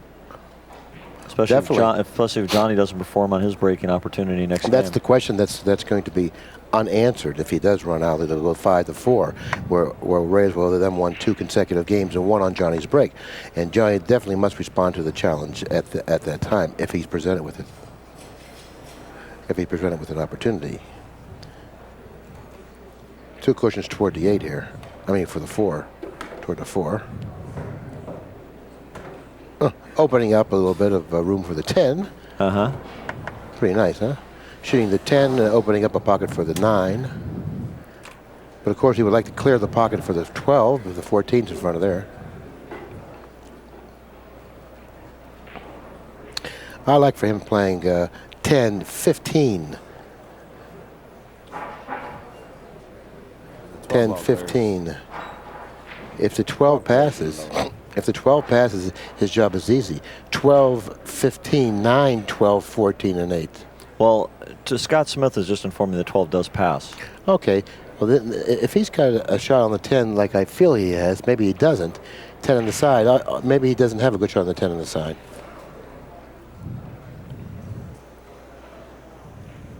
He can make the 9. Is that he's shooting the 9 here? Yeah, 9 ball. Look at this. He tried to get on the 12. You know, I think he did. I think he's snookered.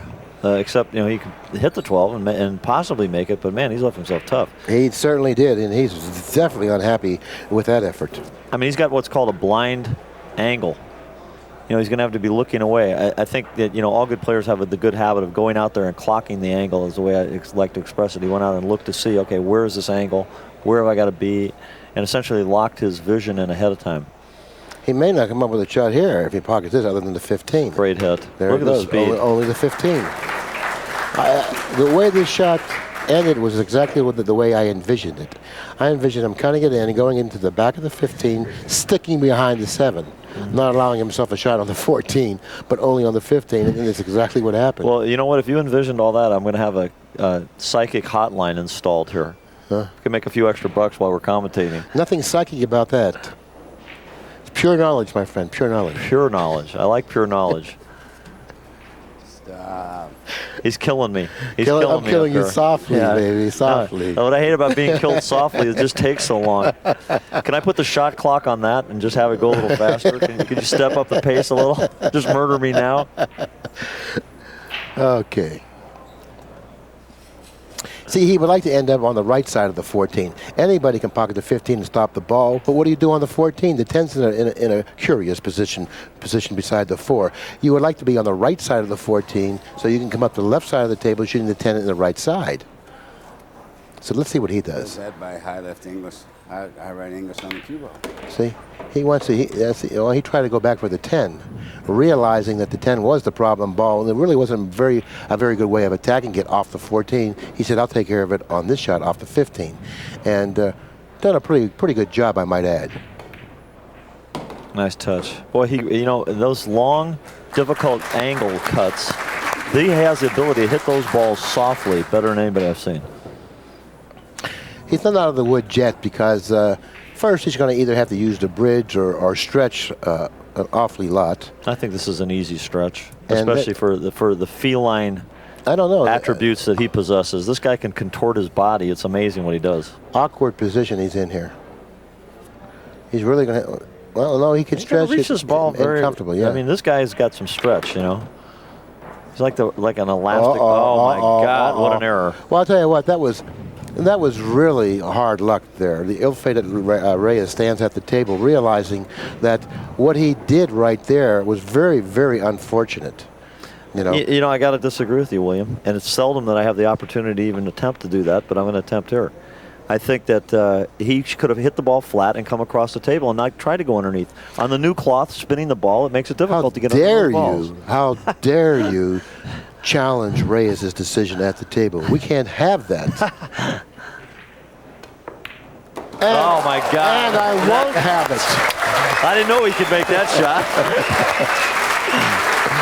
What do you think of that?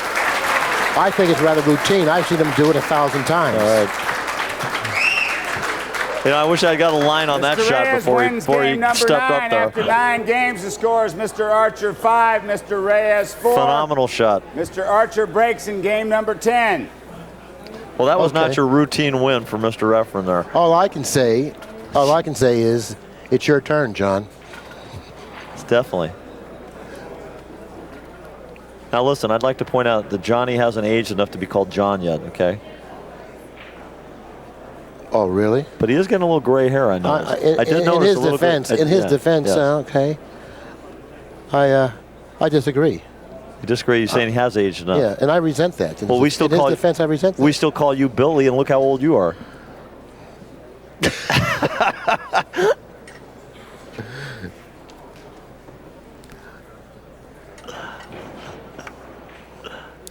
We need a... Johnny Hope. We're going to do a replay on the kick shot. I think we're going to try and get a replay on that kick shot, William. I'm going to have to eat crow on tape here. So, okay, well, we're going to get a replay, and we have it. It's on the monitor now. And like Tony said, he would have played it differently. Why play it differently when you have the kicking skills that Reyes has? You know what? Why play it differently? I'll tell you why. Because Johnny Archer will pay him to play position like that every game. Now, what do you think of that? Well, don't take it personal. Okay, I am taking it personally. I'm completely confronted and offended at the same time. Okay. If you weren't Italian, I'd use stronger language.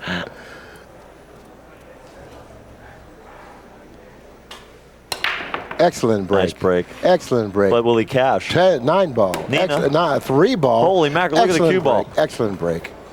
11 ball tied up, 6 ball tied up. Immediately I see those 2 balls are a problem. But the high balls are definitely the better of the 2 colors. Well, if he gets in trouble, he can just have Efren kick it in for him. The high balls are definitely the better. Okay, he can take care of the 11 off the 13, or he can break it loose from the 15, whichever way he chooses. Now, if he goes to the 11 off the 13, he has the 14 as an insurance ball.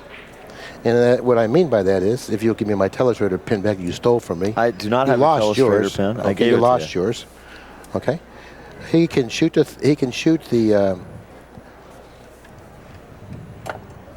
This is the cue ball here. This is the 13. This is the 11.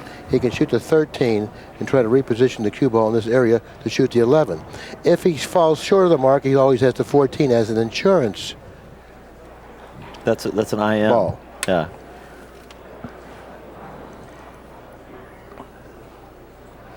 Well, let's see what happens here. You know what? This game is so big, especially now. How about that momentum? Talk about the momentum was building. That kick shot.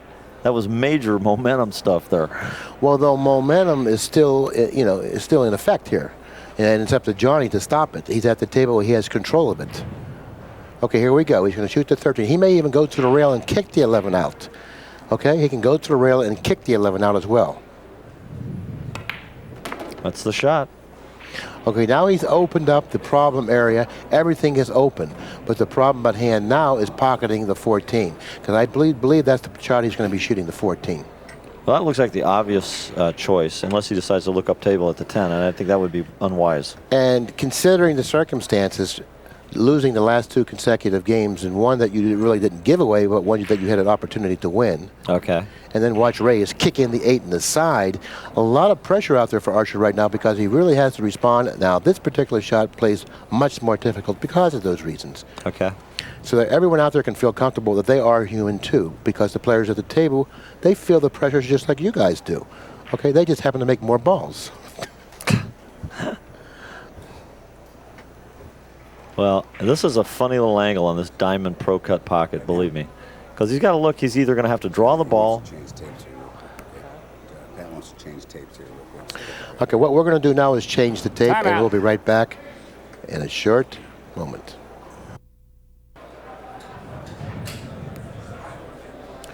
Okay, we're back. Quiet, please. We're back, and this is a very, very crucial shot for Johnny Archer. He leads in the match 5-4. He's lost the last 2 consecutive games, and this is a difficult, difficult shot. And the way he really should play it is he has to pocket the 4 and draw the cue ball back, which actually increases the difficulty of the shot, Tony. Especially on the diamond pro cut pocket, as I was mentioning before we broke here. But he's hit it perfect. Wow, you know what? That ball had to be hit exactly as cleanly as he hit it. Well, if you notice something he did that good ball pocketers always do, Billy, is rather than trying to pinch the ball and stay up there for the 10, he put himself in an optional position mode to let his stroke out. And sometimes when you have a difficult shot, you're much better off letting your stroke out than trying to constrict it. Very well put. In the meantime, what he needs to do now is he has to clean up the 11 and then the 15. He has to get rid of these 2 balls next. Now the position of the 7 may create a problem for him here, okay? Now he has to make sure. Now he's going for the 12 now, which really isn't that bad because of the position he's left himself in for the 15. Yeah, he can pocket the 15, but there's no guarantee he's going to come up with a shot after pocketing the 15. So he's going to have to do a little more work by pocketing the 12, 10, and then back down table for the 15, and then he's got to reposition the cue ball for the 8. Now the 8 doesn't have that many pockets available. Sure. Well, let's see. I see the side to the right-hand side of the table, Johnny's right-hand side, and I see the corners up top of the table. And after the 15's out of the way, I mean, he's got five pockets. This is the way I see it. Pocket the 12 ball, sending the cue ball somewhere in this area over here, maybe even bumping the 4, you know, I like bumping the 4. Or possibly standing underneath. But you want to stay underneath the 12, utilizing this angle to drop for the 15 over here, this side of the table for the 8. That's perfect. Absolutely perfect. Yep, he couldn't have positioned the cue ball better with his hand. He's on the correct side of the 10, which will enable him to drop to the correct side of the 15, which will keep him on the left side of the table for the 8, either in the side or the upper right-hand corner. He really thought this out very well, executed it beautifully, and he's in perfect line to win this game. Okay. I'm going to agree with every single syllable.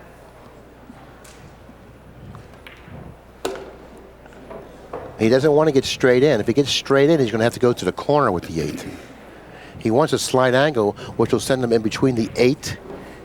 Excuse me, in between which we will send him in between the 8 and the 6. So he ends up over here. That's the angle that he wants. Whoops. He overdrew it. Now he's going to have to play a semi-difficult shot. And the 7 just may block a portion of the pocket from my vantage point and yours. Well, maybe I can't determine if it does or not. Maybe we can get an angle or a spot from Scott Smith. Says it's open. Nice touch. Well, I'll tell you. Wow. That was a gutsy little out there. Absolutely. From a gutsy little player. So we've got 6. Mr. Archer wins game number 10 after 10 games. The score is Mr. 4. Archer 6, Mr. Reyes 4. Mr. Reyes will be breaking in game number 11. Efren must win 4, and Johnny must win 2. So let's say they trade off the next 2 games, what figures to happen. Okay. Then the score will be 7-5. Okay. And with who breaking? Reyes. That's right. So he'll be possibly a 2-1 favorite once and a 2-1 dog once. So therefore, he'll be 2-1 is 3. Okay. 3 to 150 is 450. 450. Well, he's going to be a 5-6 to 1 underdog. Efren Reyes at 6 to 1, huh? Yeah. Boy, oh boy. No, I do apologize. He'll be less than 3 to 1. Okay.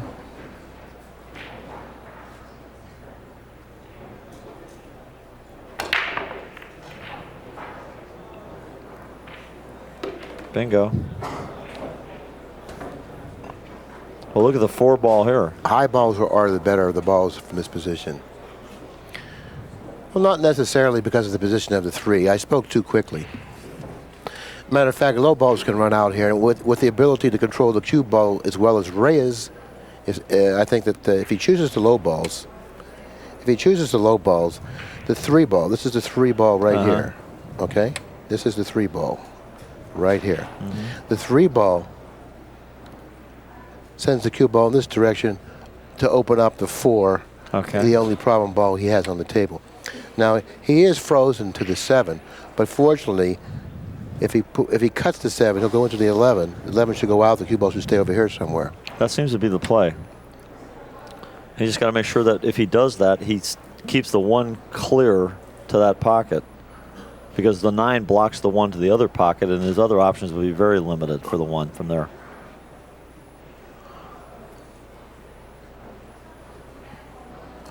I tell you what would be a great, and the only way you could execute this is to draw it. I don't think anybody could do it with the cue stick. If he could cut the 7 in, shoot, and bounce off the 11, maybe over here somewhere, playing the combination 1 into the 4. Well, look what's he doing here. Masse. Oh, I see. He's going to play. No, look at the 1, 11, 6. See what his thinking here is? He's going to shoot the 1 into the 11 and pocket the 6. That's his strategy at this point. He's going immediately, he's looking at the 3 to see if he can break the 4 out. Yeah, that's the problem area, and I feel that maybe he tried to reposition the cue ball to do that. And if he has that option now, he'd be foolish not to, because he has an insurance ball in the 2. So he's going to hit this with speed. And look at this. No, boy, oh boy. he's going to run out here because I think the best way to play this would be the 2 ball is a very good lead ball for that 1-11-6 combination. But it's better if you play position for the 1-6-11 combination now with an angle to play position for the 2. See? Now if he plays the combination now, he can play position for the 2. Okay, I got it. That way he has an insurance ball. If you haphazardly shoot the 2 off and then play the combination, you might lose control of the lead ball with the 1. See, now he has the 2. Now he's left it open. He's got an angle. Well, you know, I don't know that he was rewarded as well as he maybe should have been here. Well, no, there was no guarantee that he would, but he does have a shot of the 2, which still gives him the ability to get out because he has position for the 2. Okay. Had he eliminated the 2 on the shot prior to that, he wouldn't have had this option.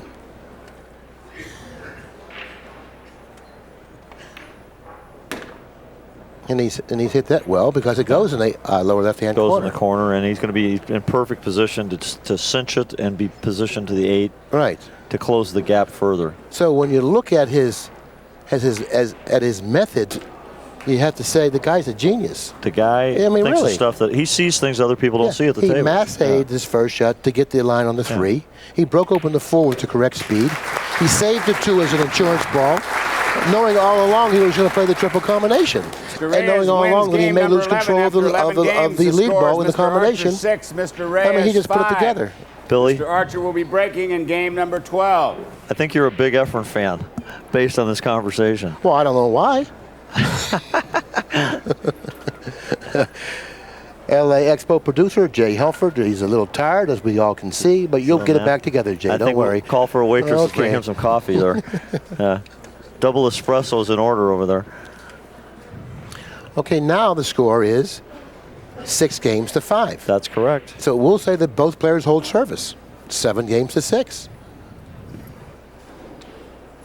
Archer still has to win. I mean, Reyes still has to win 2 in a row. It'll be a 3-1 dog.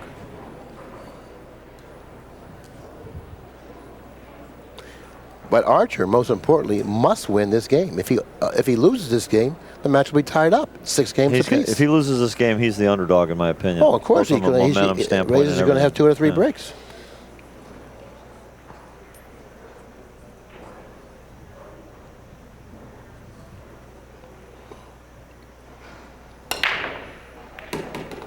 Watch out. Oh, my. Oh, my.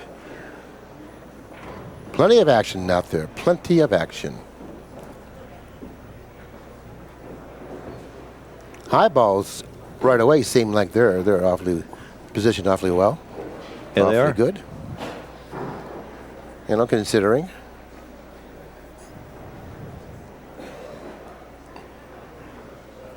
Low balls positioned fairly decently as well. 6 ball may be a little bit of a problem, but you got a good lead ball to the 6 with the 5. Low balls may be the right path. Matter of fact, the low balls are the right choice, and I'll explain why. Okay, why? Very quickly, this is the 7 ball here. Pocket the 7 ball in the corner. Okay. Okay. Drag the cue ball over here possibly for the 3, for the 2. Okay. Put yourself in line for the 4, for the 5. 6 and the 8's right here. Low balls, if he shoots the 7 now, is a very clear. He's playing high. There's a very clear. Well, the high's okay too, but you know, a little more work with high. Well, he had that angle. It looks like it was sweet to get right down there, and that really eliminated a lot of trouble. Didn't make him start with a shot as tough as the. Well, the execution 7. on that particular shot was flawless, leaving him in perfect line, which actually makes this run out seem much simpler.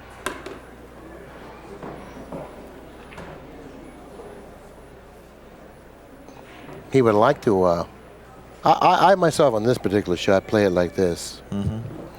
I play the 14, excuse me, I play the 10 and go 1 cushion, 2 cushions out here for the 14. Okay. And then go 1 cushion, 2 cushions this way for the 9 and the 13.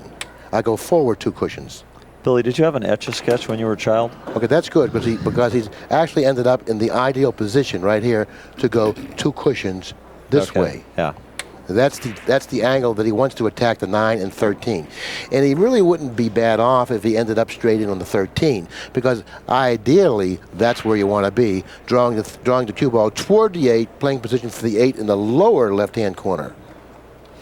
I think that's a lot of extra risk here. I think that he's just going to get himself on the 9 and get where he can draw to the 13. Well, that's what, yeah. Well, Yeah, okay. Yeah. What I'm saying is reposition the cue ball now right here. Got it.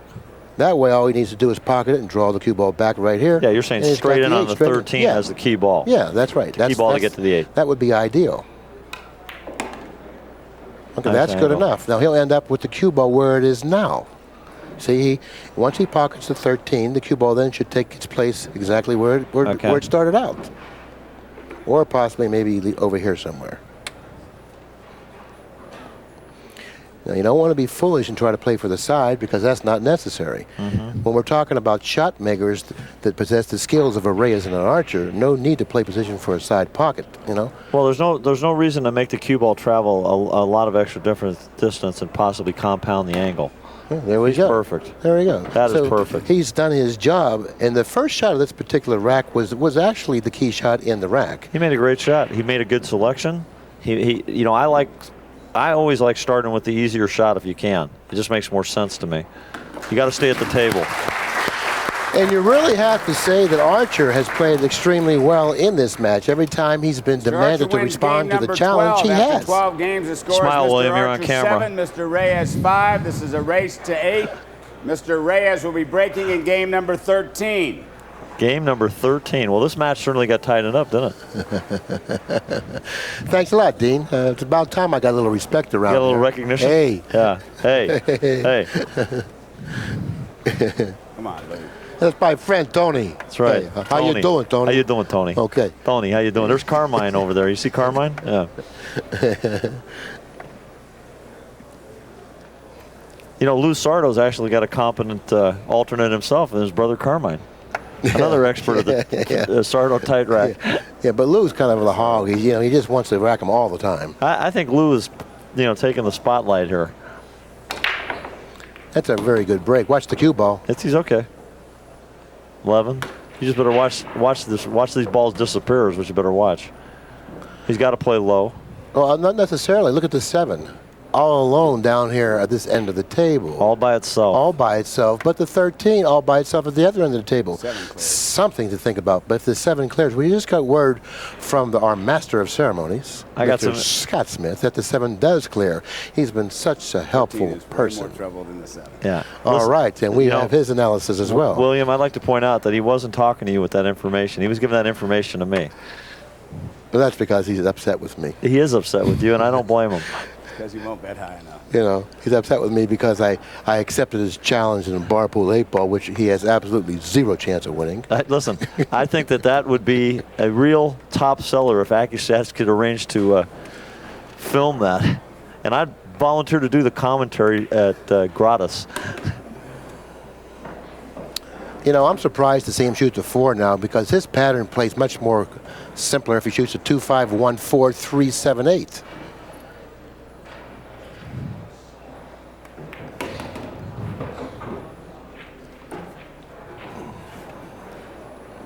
Archer is at 7, correct? Okay, and the only thing he might have in mind, now Scott Smith said the 7 passes. Can we rely on that information? That's what I figured he had in mind. He would reposition the cue ball on the angle to knock the 8 free, giving himself a shot on his insurance ball. Okay. The 2, okay? But it looks like he's landed too low to hit the 8, because from his body language, at least, that's what it looks like. He's indicating by his body language that he's not really happy with the results, but let's see if he can move the 8 or not. He's looking. He doesn't like it for sure. But that was what he intended to do. What he intended to do was reposition the cue ball slightly higher than it ended up in, so that he could pocket the 7 and then nudge the 8 out, which actually made his decision on running the balls in this fashion correct, if he could do that. Okay. But if he can't do that, then he's going to have a lot of work in front of him playing position for the 8. He's not even trying to do it. Shot. Now let's see what he has in mind here.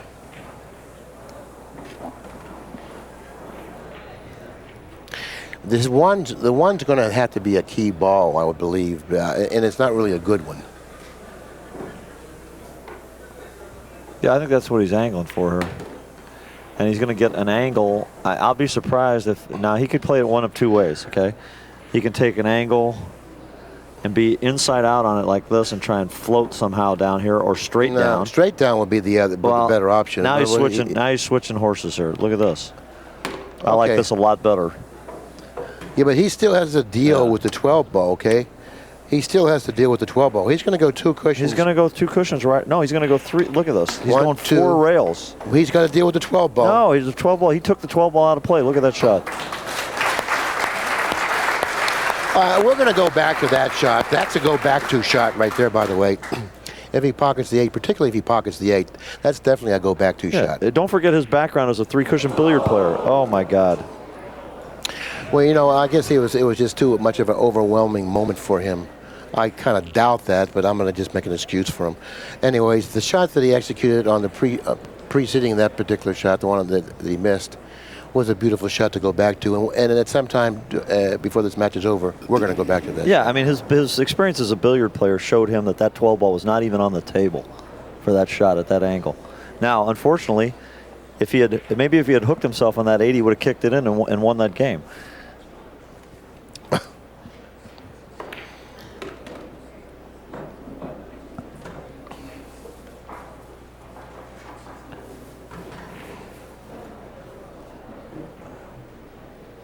Well, Archer's one of the best closers in the business. I expect him to get out here. And Archer's game has really elevated to another level since this tournament began. Well, here's something that I think that we were kind of bouncing around at the beginning, Billy, is Archer is 0-3. Now he's got a chance, if not financially, mentally, to redeem his tournament by coming up with a big win against Efren Reyes. That puts a lot of salve on some wounds. See, I disagree with what he's doing here. I would have definitely used the 14 as my key ball, because the 10 is underneath the 8. He's going to have to go a lot of extra distance, but not that he can't do it. You know, it's probably going to be more or less routine anyways. But the percentages really say that the 14 was a much better key ball. Look at, he's going to go 2 rails for position on the 8 this way. Mm-hmm. Now look, he'll bypass this line of position quickly, opposed to going 2 rails toward the 8. Using the same angle on the 14. Look at this. Look at this. And he played. And look at this. He blocked a hole. Unbelievable. We're going to run out of replay tape here.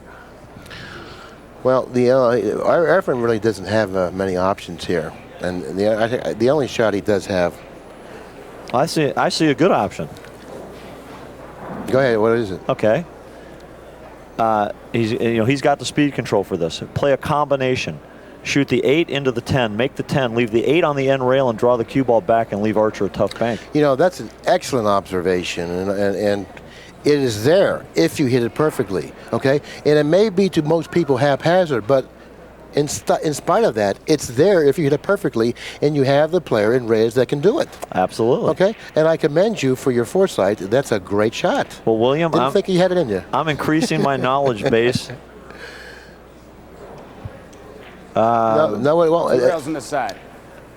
Well, you know, we're looking for a rule check here, but I do not believe that's a foul. No, it's not a foul.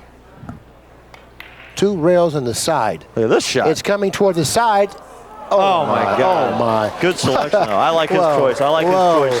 I like his choice better than mine. How can you not like his choice? Yeah, I like his choice better than mine. Not better than yours, but I do like his choice. Okay. Oh wow! Okay, now Archer has a decision to make here. I mean, does he go for the bank and then try to win in that fashion, or does he do this? This is his other option: banking the 10 over here, sending the cue ball over here. You want him to duck. Now, 2 things good can happen to him with this shot. He can hook Efren behind the 10, number 1. Okay. And if he doesn't do that, look at the difficult shot he's going to be leaving Efren. Yeah. Okay, no, cue ball on the rail. Okay. It, yeah. Now, does he have a better chance of winning the game shooting the possible hook shot or the difficult bank? The hook shot's definitely clearly in his favor of winning the game. But if he goes for the bank, you know, he goes for the finish. But the way you really have to look at it is, hey, why should I go for the gusto, whatever that word is. Gusto. The gusto. That's gusto. Okay, the gusto. Okay. I'm going to go for the best way that gives me the best chance of winning this game.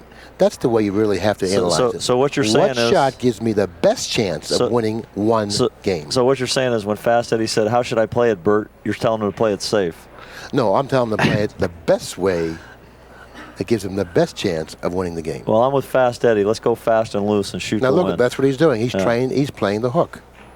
He's playing the possible hook, and if he doesn't hook him, he's going to leave him a long, tough shot on the 8. In fairness to Johnny here, this is a tough bank to go for. Oh, he's going for the bank. This shot. Oh, man, look at that. What a hit. What a great, gutsy shot. The only thing that I didn't like about that shot was the fact that he was leaving himself another tough shot on the 8 ball coming back. Yeah, but don't forget, it's a fair trade-off to do that because he's left his opponent a tough shot on the 8 in the event that he misses it. Absolutely. And the 10 ball could have actually ended up in front of the 8. Well, let's see if Efren can come with this shot now because he's had a couple of uncharacteristic misses here. And he's hung it. Oh, great shot. What do you think of that? Well, quite frankly, I feel that the way that particular game ended up was the way it should have ended up because Efren made a tremendous shot in playing position for the 8.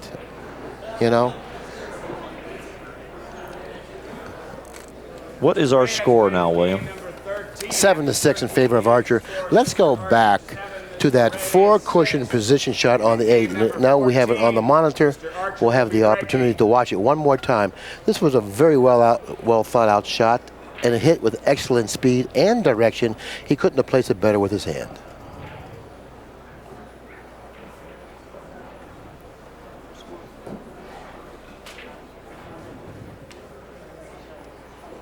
Now, what we're talking about here is we're talking about the best pool player in the world. And that's the reason why he's regarded as the best pool player in the world, because look what he did with the cue ball. Absolutely beautifully executed shot. Well, there were some uncharacteristic misses there. Johnny missed the 10. Efren missed the 8. What can you say?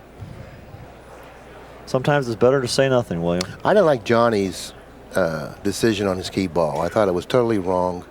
And maybe that's not the reason why he missed his key ball. But he was in perfect line to eliminate the ball down the table using the 14 as a key ball, sending the cue ball 2 cushions toward the 8. I thought that played much more simple. Yeah, but Johnny Archer has to think he's capable of making that 10 ball and going 2 rails and no question about it. I mean, come on. I said it's probably not going to mean anything, but the game's a game of percentages. And if you continue playing the right side of the percentages, you're going to end up winning more games. A made a ball on the break, something that he desperately needed to have happen for him. Yeah, that was a nice break. But not as badly as Efren desperately needed him not to pocket a ball on the break, because Reyes needs two wins to win the match. Archer only one. Well, Efren Reyes ought to be pretty pleased that he won that game, is all I can tell you. It isn't often you see a player his caliber, really just flat out dog it, and is what happened on that 8. You know what? I really like low balls here. I think low balls offers a little better chance of getting out because of the position of the 7.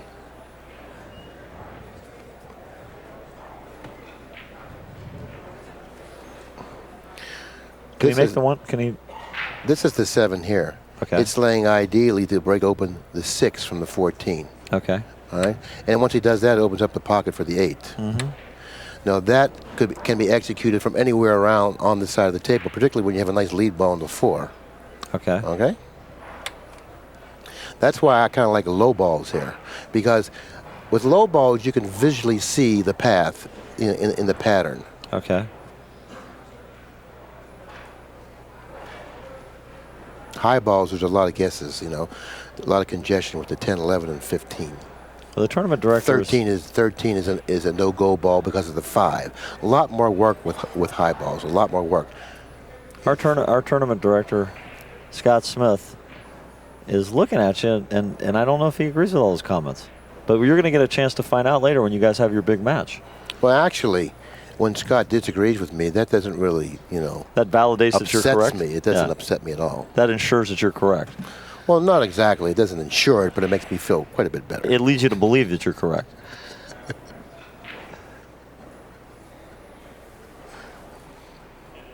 The problem with low balls is his initial shot. Does he have a shot on the 5? Now that's a good question for our tournament director. Does he have a shot on the 5? Well, I'm looking at the 1. I thought he could make the 1, but I'm not positive. See, he's showing me no respect at all. He won't answer me. Does he have a shot on the 5? Well, he doesn't want to walk out there and distract Johnny. He doesn't have a shot on the 5. He's going to shoot the 7, it looks like. His Well, he's technique. taking away his breakout ball if he shoots a 7, unless he's going to break him up now. The 6. Oh, the 6 goes. Yeah. Oh, the 6 goes. Now, what would be great now, okay, if he could draw off the 6, repositioning the 8. Okay. Repositioning the 8, pocket the 6, hitting the 8 over here, setting the cue ball somewhere over here. Well, you know, I think when I do get a chance to talk to Scott Smith, I'm going to ask him if we have a position available on the floor for you, William.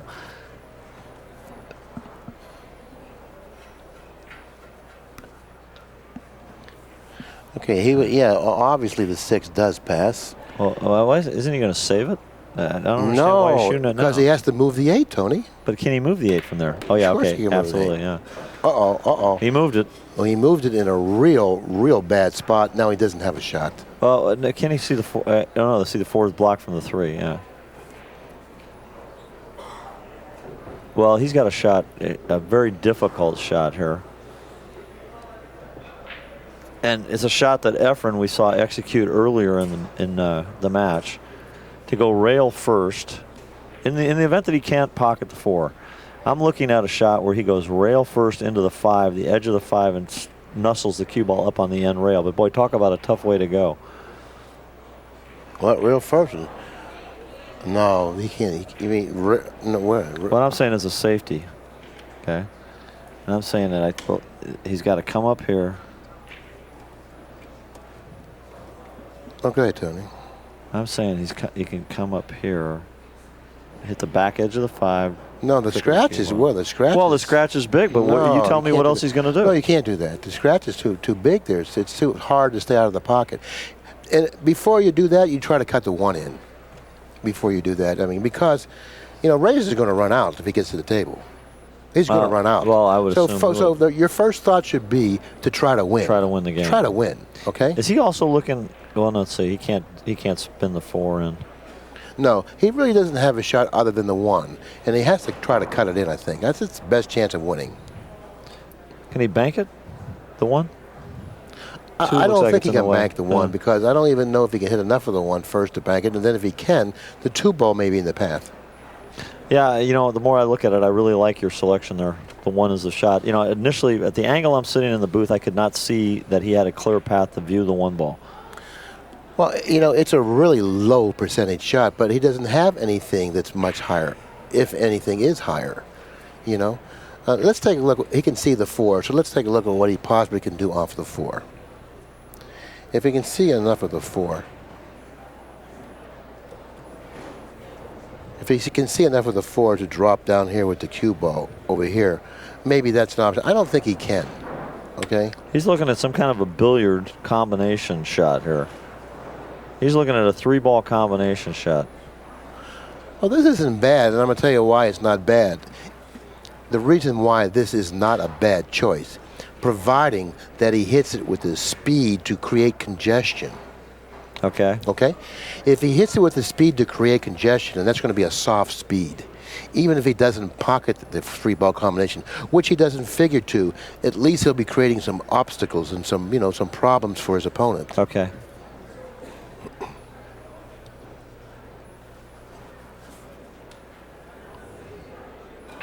Because when you take in consideration of the 13 ball here, okay? Okay.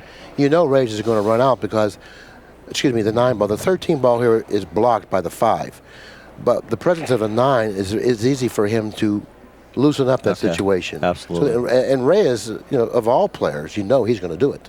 Yeah. So offense is the only way to go here, okay? This is sort of like offensive and also defensive at the same time. So this may be the right choice. And I'm not going to disagree with this shot at all because it has a lot of merit to it. Softly. That was a tough way to go, let me tell you. We're going to be looking at Hill shortly. I thought that he could have hit that a little bit softer, creating congestion. That was the only thing I would have done differently. I just think that he had a lot of stiffs there. I honestly liked my kick shot better, even if he had to hit the 5 ball fuller and trickle the 5 over on the other side of the 9. No, I would never shoot a shot in that situation, Tony, where it's very difficult to stay out of the pocket. And if you do stay out of the pocket, you don't win. Well, compared to what your original selection of cutting the 1, I mean, that seems to be the shot. And that's what I'd like to ask him if I had the opportunity is, why did you opt to not cut the 1? Well, the 1 was a very difficult shot. He didn't choose a bad shot because, considering the layout, if he would have left the layout the way it was, Reyes was going to run out if he didn't execute the shot. Reyes was going to run out. So what he wanted to do, he wanted to change the layout. Okay. And possibly can make some congestion or do something to change the layout that would have made it more difficult for Reyes to run out. So I'm looking at this sheet here, and it's looking to me like Johnny Archer is now in jeopardy of being 0-4 and having lost 3 of those matches 8-7. Well, I'm going to tell you, this match isn't over. Matter of fact, this game isn't even over. If you take a look at the situation Reyes has put himself in, which he has done this several times in the match, to my amazement, he has really repositioned the cue ball in an awkward position on the table, limiting what he can really do with the cue ball. He should have never ended up in this position. He's totally flat on the 13. And I don't even know if he has the ability to get back down table for one of the other strike balls.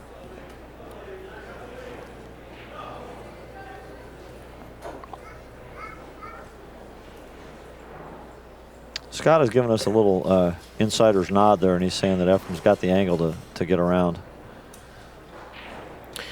Well, Scott's judgment on what balls will pass and what balls won't pass is flawless. But his judgment on the cue ball, it's a little suspect. Okay, suspect. I thought that was. I was expecting that word. Do you understand what I'm saying? I understand what you're saying. I have a little more respect for Scott's ability than that. Confirmed? I feel like you're pulling rank on me here. Seeing as I am the guest, I'll have to acknowledge your expertise. So that certainly is an indication of the difficulty in the shot that he actually was confronted with. I didn't even know if he had the ability to get back down table. He was very flat on the ball. He tried to get back down table. He ran into an obstacle in the 5.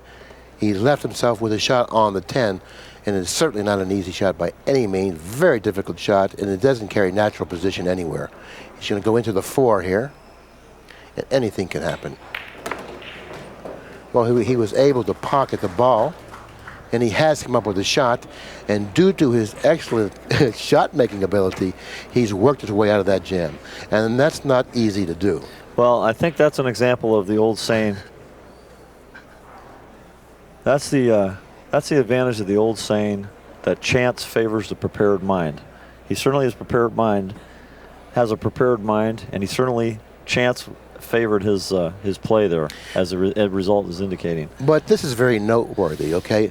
If you go back before he shot that shot, notice the speed that he hit that shot with. He hit that shot with a speed that increased the accuracy of the shot and also gave him a better chance of running out because of that reason. Okay. There wasn't any soft speed in trying to cinch it or soft speed because you don't want to play haphazardly. You hit it with the speed that gives you the best chance of pocketing the ball. Well, what about this? What about this shot? Well, this shot is another story. Okay. He's going to probably. He may elect to bank this ball like a one-pocket type bank. That's a difficult bank, Tony. Absolutely. Very difficult because he has to hit the 15 ball thickly enough to spin it. And if he does that, he may spin it into the 4. So therefore, he has to hit the 15 ball a little more thin. And if he does that, he's not going to get the spin on it. He's not going to get the turn on the 15. Well, so this is a dilemma that he's faced with here. One thing, playing on the new cloth, he will get some additional turn that wouldn't normally be there. But he has to turn the object ball. I understand. Let's take a look at it. He's looking at it. He's thinking he can cut it back the other way. He may be backing it to his right, to our left. I think he can cut it back in the corner. But he may be banking it this way, Tony. That way he may be banking it. Yeah, I think the 2's in his way that way. No, the 2's not in his way that way. if you look at the diamond or probably where he has to hit, yeah. okay, he's got the 2's not in his way. But I think that's where he has to bank. Well, I'm wondering, can he cut the 15? Does he have the room for the 15 to pass the 2? You mean this way? Yeah, that's the shot I like if he's got room. Are you saying can he cut the 15 into the pocket? That's I correct. don't know. I don't have that advantage to do it. Scott Smith says no, and I can comfortably say that it will not go because his eyesight is very keen.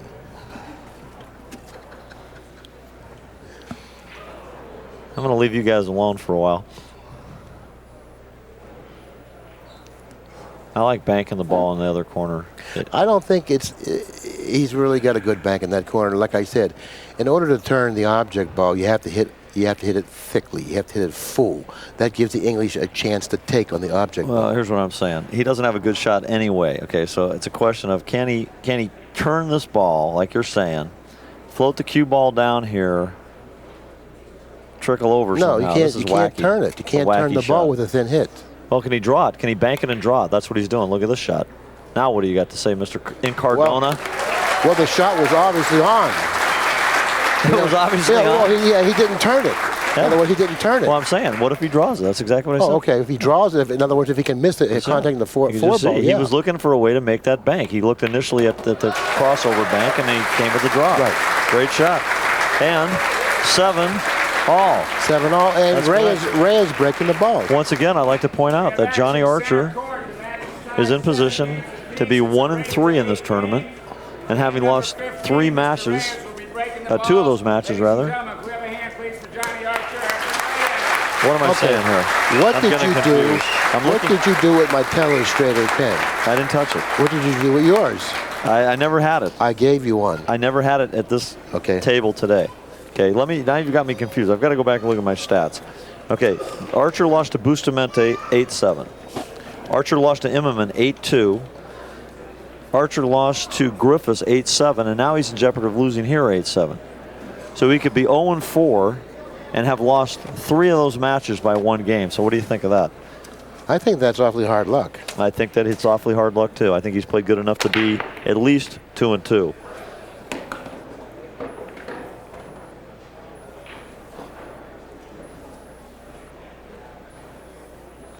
Well, it looks like high balls is definitely a clear choice here.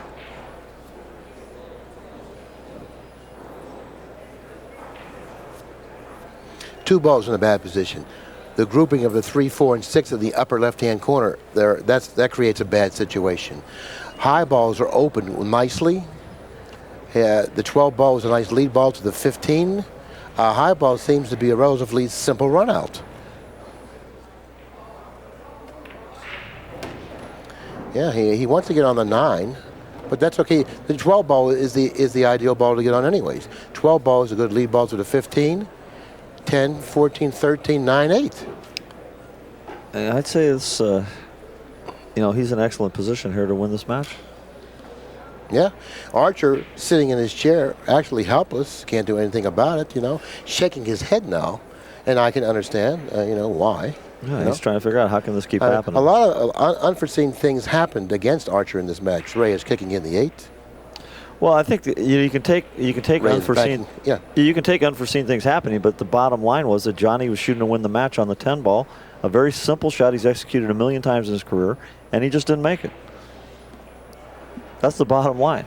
He was at the wheel and he crashed the car. Well, I didn't want to be that critical. I just wanted to, he played well in the match. It wasn't that he didn't play well. He's entitled to make a mistake.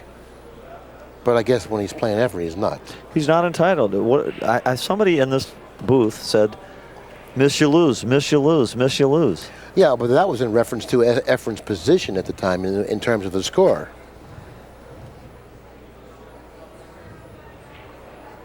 Interesting choice. Well, he's just going the other way, that's all, Well, he's going to go 14, 13, 9, 12, 15, 8. Yeah, I like that layout.